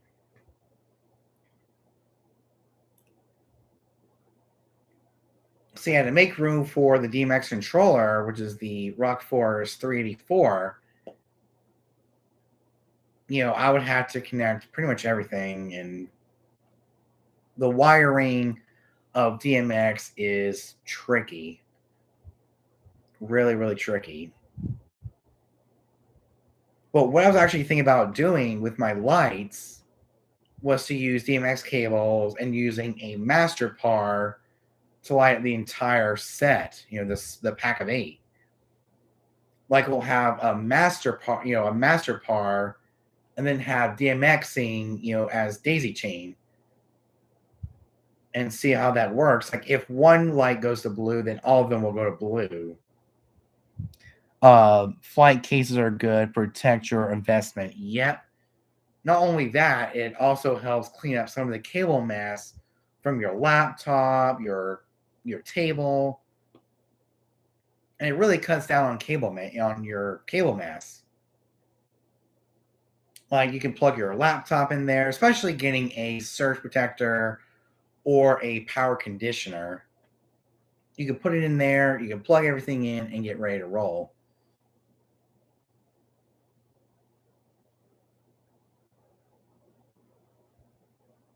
So yeah, the table looks really good with my Yamaha MG10. Let's see. I don't even know which side my controller was on, whether it was the left or the right.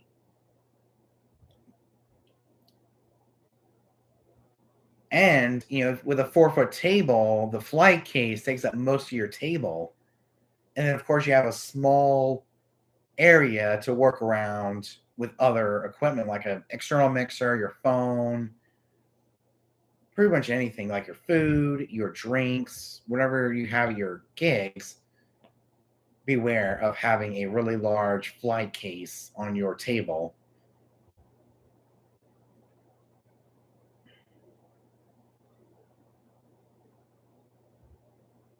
And the speakers I was using in the gigs were the JBL Eon 612s with the ultimate support TS100B hydraulic speaker stands. I guess they're a lot better than the Fraken stands. Really easy to get.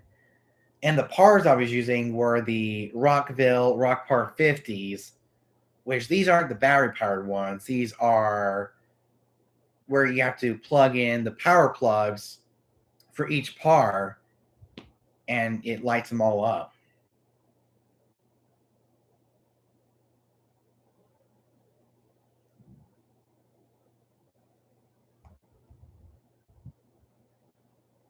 Yeah, flight cases are good. Protects the controller. I actually might get a flight case. Oh, I can't get a flight case for the DJ400 because that kind of defeats the purpose of what the heck.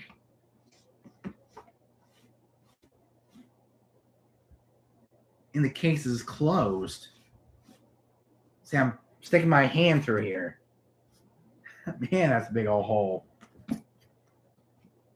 Wow.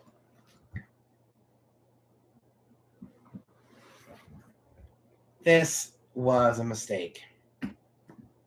These hard shell carrying cases don't last very long. Things appreciate, yeah. If you take a look at this is why I got a flight case in the first place. See, getting a flight case kind of defeats the purpose of portability to take it to the office, take it to hotel rooms where they have very small desks, or maybe even, small events.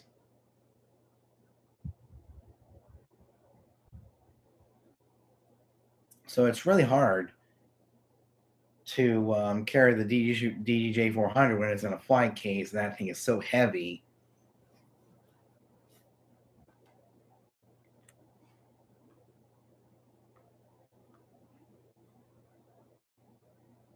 So I'm going to Amazon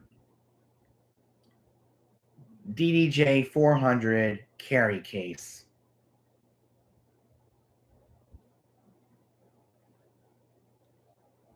Maybe I might get like a more heavy duty carrying case for my DJ 400. Because if I get a flight case for the DJ 400, it kind of defeats the purpose of portability.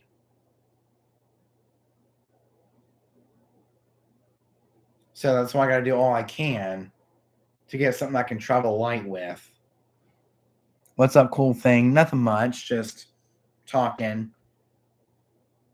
And you actually came at the nick of time because I'm getting ready to sign off. I've been going live for almost 3 to 4 hours. That's a long time to go live. Usually usually I go live for at least an hour. But I guess we've had such a good interaction. We've had a good chat tonight that it's hard to stop. And when people start asking me questions and stuff. But right now, we've been talking about flight cases, we've been talking about tables, we've been talking about the future of Cool Thing Entertainment moving forward. I was actually thinking about a flight case with a 400, but it kind of defeats the purpose of being a portable controller, to carry around with me wherever I go. My throat is already drying up because there's a lot of talking.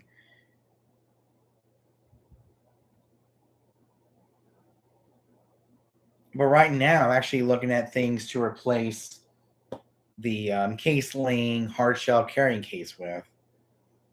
I was thinking about like a flight case, but that kind of defeats the purpose of being a secondary portable controller. Even though I would like one, another carrying case, but they're expensive. Yeah, they're very expensive.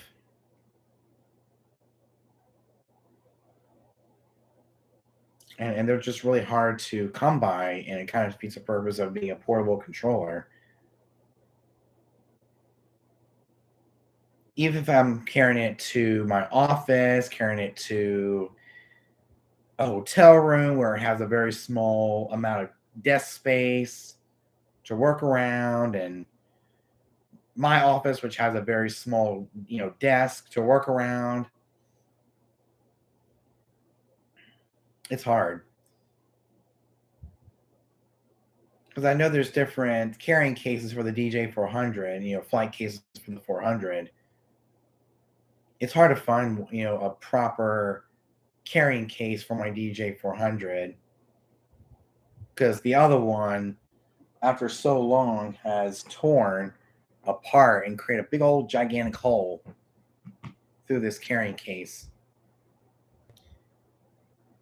And it's a good thing I held on to the carrying case for the SR2 just in case I want to take it and get it repaired. Other than that, it just stays within my flight case for my DJ 400. Or not my DJ 400, but the SR2. It's hard to tell the two apart because they all have DDJ in front of it.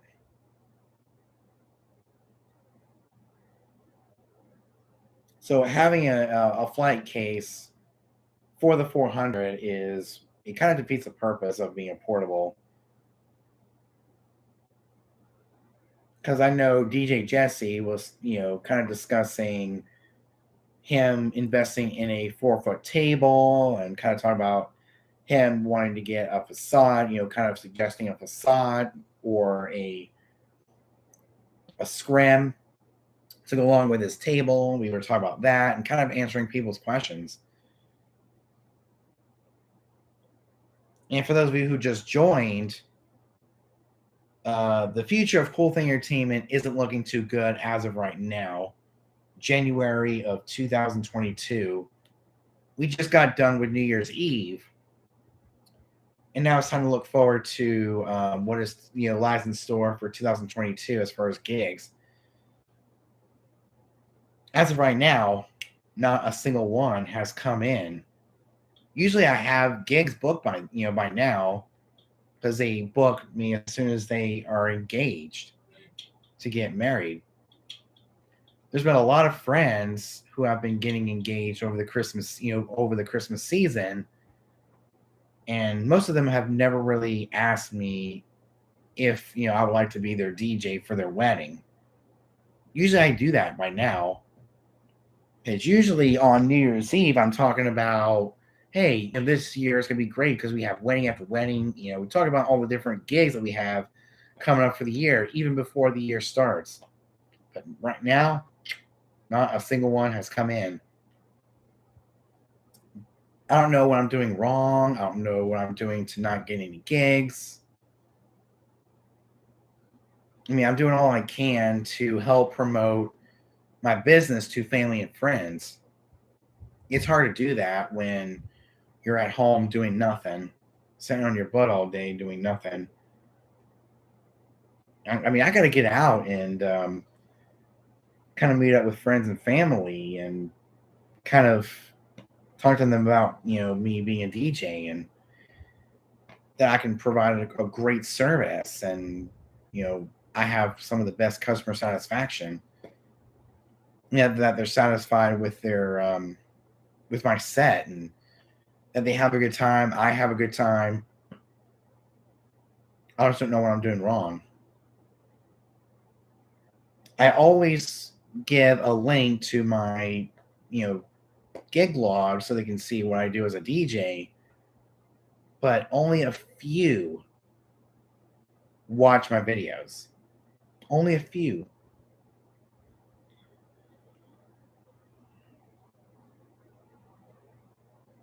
Same mixes, same thing with TikTok. I'm trying to get my business out there, but it's just really hard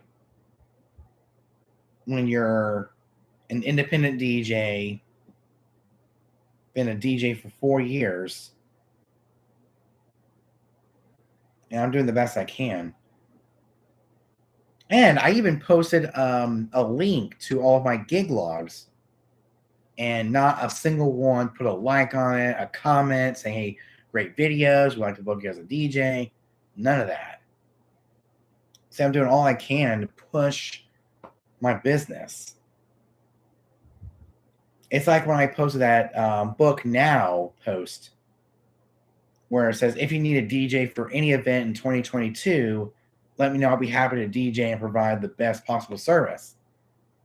Only 2 put a like on it. 2. And most of them are quite older. Yeah, most of them are older.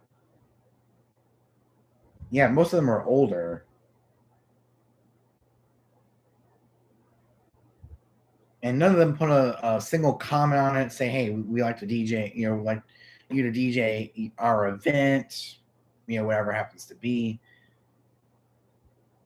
I'm doing all I can. I even post pictures of me DJing New Year's Eve.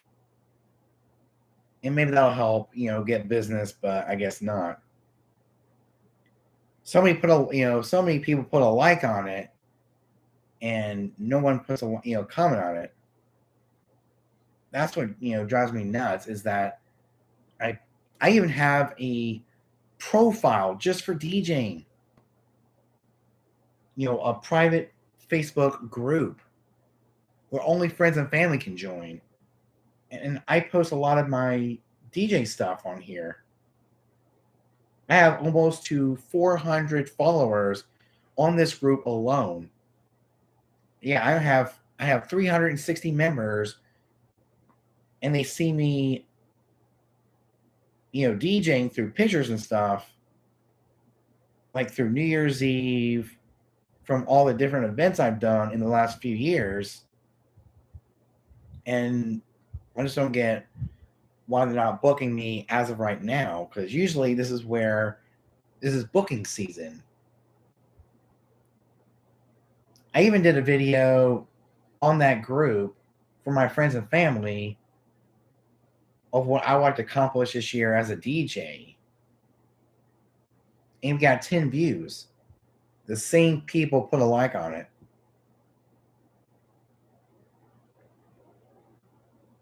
Yeah, not a single comment. Not a single one.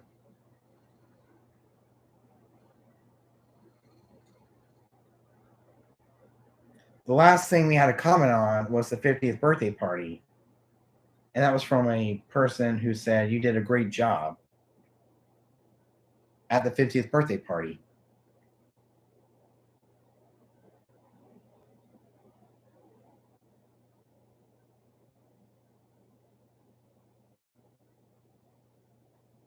So yeah, not too many people put a like and comment on my DJ posts on social media. No matter what I do, I just can't get business in. I even have something for my family members and friends to look at my prices and see what my prices are to see if they want me as their DJ. It's under the services tab. So yeah, I use the name Cool Thing Entertainment to manage my, my gigs and stuff. Give out pricing to see if they want me as their DJ. Let's see, offers. Let's see what the offers thing is. Offers let you share discounts right from your page. People can save them and get notifications before they expire. That is so neat. We press next, in store, online, in store, and of course, I guess it's if you're doing like a grocery store, any kind of store, really. But as a DJ, I mean, it is what it is. Different jobs, I can post different jobs for people on here. Can work with, I guess for future DJs, they can work for Cool Thing Entertainment. Once I start growing the business in the future, community, events, posts, videos, different photos, offers, shop, services. This is where I keep all my DJ services and what I offer, what different types of events I do.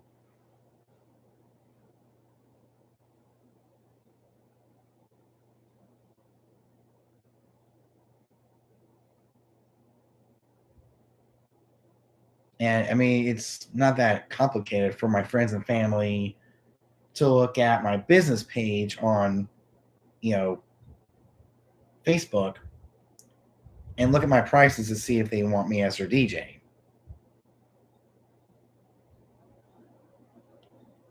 Review services. People will see these services when they book an appointment or visit your page. That's cool. That is super cool.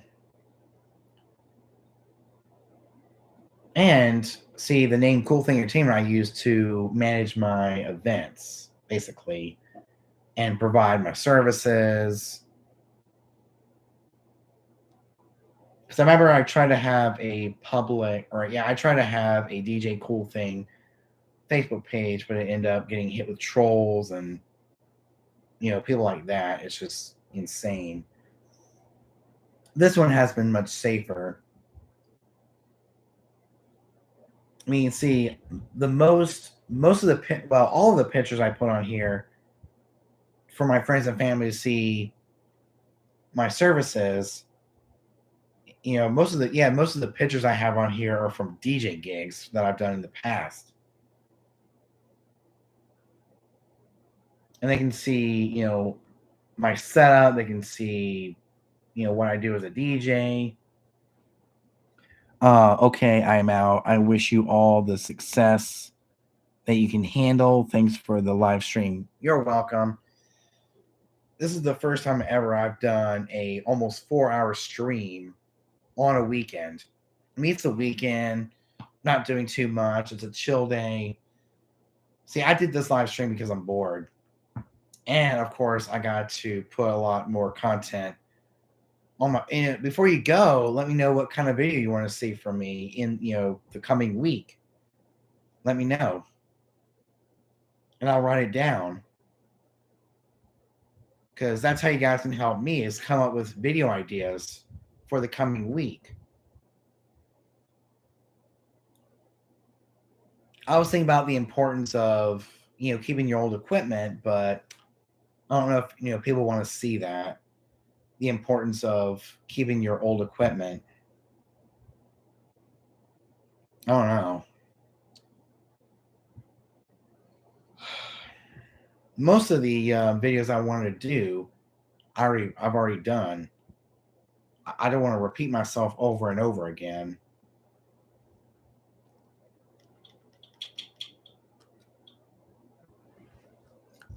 Give us an update on equipment and how to set up safely. Well, I don't know too much about that because I just turn everything on randomly. Like, I turn the speakers on first, then my controller, then my mixer.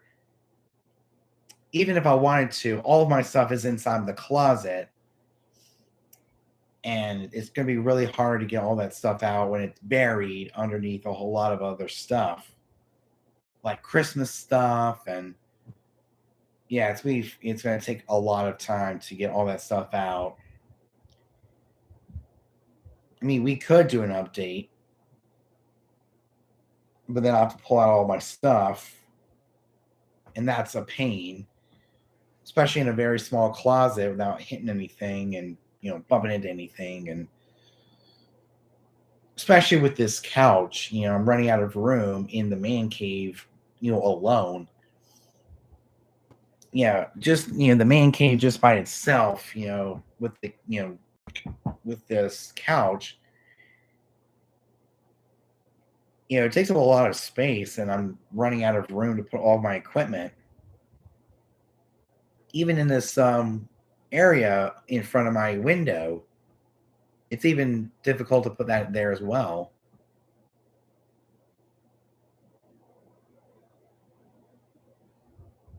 I might have to use a picture from one of my previous gigs. I mean, I could do it out in the garage because there's a lot of space out in the garage, but my golf cart is right smack dab in the middle. So there's nowhere in this house, in this small house, that I don't have any room to put my equipment. Unless I do it in the family room, which means I have to move all that stuff out of the way. I mean, it's a big old house, but there's very little room to work with. I mean, I'll think of something. Give an update on equipment and how to set up safely. Like what? How? When there's very little room to work with. I just don't know. Because in this house, ever since we got these couches and we started cleaning things out and straightening things up, yeah, it's very difficult to do an update on my gear, without, pulling out everything. And my setup really takes up a lot of room. And I don't really have the space to work with. I don't really have the space to work around, around the couch and even in the family room without making too much noise, because we don't have any privacy in the family room. And most of the time, my mom and my dad are up there in the family room watching TV. I don't want to bother them doing a video. And plus, there's no door leading to downstairs and a lot of my mom and my dad both are downstairs as well. And if I want to do it in the garage, I would have to move my golf cart out of the way because there's no room to work around in the garage. Because smack dab in the middle is my huge golf cart. My big old golf cart is in the middle of the garage where I usually practice. I still remember that like it was yesterday, going out to the garage and practicing my DJing. This was before the days of the 400 or the SR2. This was the days of the Party Mix, the Newmark Party Mix, trying it out with Virtual DJ, Serato Lite. We're actually going to hide this because this is gibberish. Let's see what this says. I don't know what this says. Most people are just giving out random messages for no reason.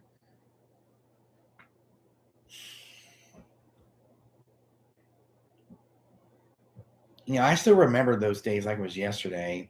Going out to the garage with my Party Mix, the MacBook Air. This was when the MacBook Air was brand new. Like brand spanking new.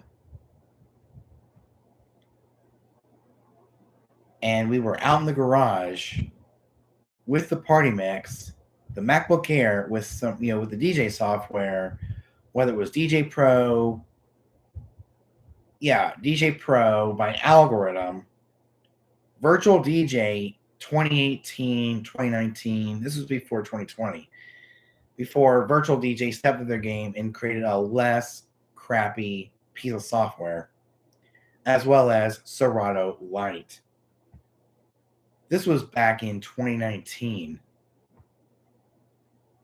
But now we can't really go out to the garage because there's a lot of stuff in the garage. There's my dad's workout equipment. There's my golf cart. There's stuff that we use for the trip in Florida. So I can't really move my golf cart without hitting anything. And there's no way to, there's nowhere to put the golf cart unless it's smack down in the middle. So yeah, I'm running out of room in the garage as well. So even if I wanted to do that video on my equipment and how to set up everything safely, I don't know where to do it. I could do it on the back porch, but I don't know. That'd be kind of cool doing it on the back porch. But I'll have to find somewhere to put my camera so you guys can see me nice and safely without having to do anything. Maybe the next time I have a gig, I'll do that video. And the next time I have a gig, I will kind of do like a setup tour. Yeah, I'll do a setup tour during my next gig and kind of show you how to set up everything safely while at a gig, which that probably won't be for a while. Especially nowadays, now that we have everything cleaned up and everything, we have new couches that take up most of the room, especially in this man cave where it's a very small room. In this couch that takes up most of the space, it's really hard to do a setup tour even on the area rug. The chase lounge is taking up most of the room, along with this ottoman that is a pull-up table, which is like a foot table, 2 foot, 3 foot table, and it pulls up. I just don't know when I'll have time to do that video on giving an update on my equipment and how to set it up safely. I'll probably do that in my next setup. Maybe I'll do that in my next setup tour during my next gig.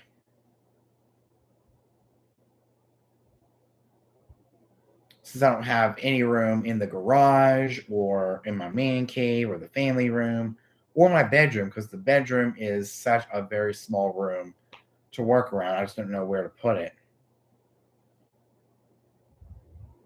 My room is definitely the smallest room in the house. I mean, I could also do it in the living room, but I don't know. There's not as much room in this house. Even though it is a 2-floor house, the space is not the greatest.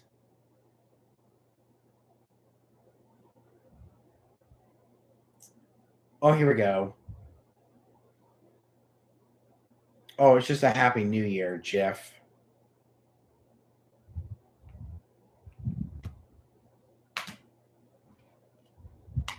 So, but thank you for the recommendation on giving an update on my equipment and how to set it up safely. That's a good offer. That's a good recommendation. But how I'm just trying to think about ways to pull it off without having to worry about where I'm gonna be setting up, how I'm gonna be setting it up. If I have enough room. Yeah, it's really tricky to come up, with a way to pull it off, especially this week.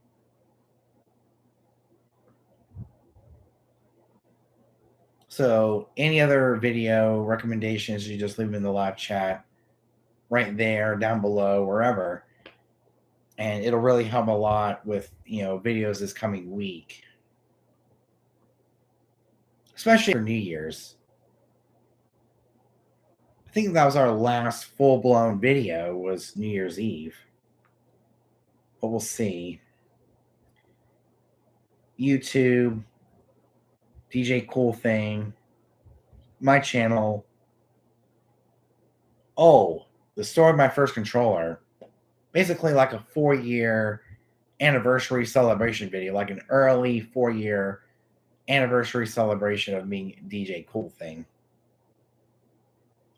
Kind of discussing what my first controller was, how I got it, when I got it, what the features were like, and all that kind of good stuff. We kind of gave you my history on using DJ controllers and how I got the controller I have today.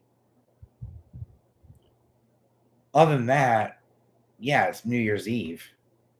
That was my last gig log. So I'm long overdue for a good video that people will like and people will enjoy, get the most likes, the most comments, and the more traffic to my channel. So one of my main goals as a YouTuber is to get my 1K subscribers. 1K from 584. Wow. 584 subscribers.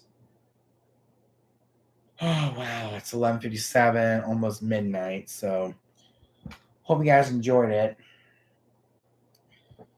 I'm going to end the stream right now because I've been live for over 4 hours. Hope you guys enjoyed it. Make sure you like, comment, subscribe, hit the notification bell so you get notified every time I upload a brand new video. Thank you all so much for joining. If you haven't already, make sure you subscribe to my channel, hit the notification bell so you get notified when a new video goes live or when I go live here on YouTube. So thank you guys so much for joining in this very long live stream. I'm off to bed. I'll catch you guys later. Peace. Till next time, your boy DJ Cool Thing from Cool Thing Entertainment out. Peace.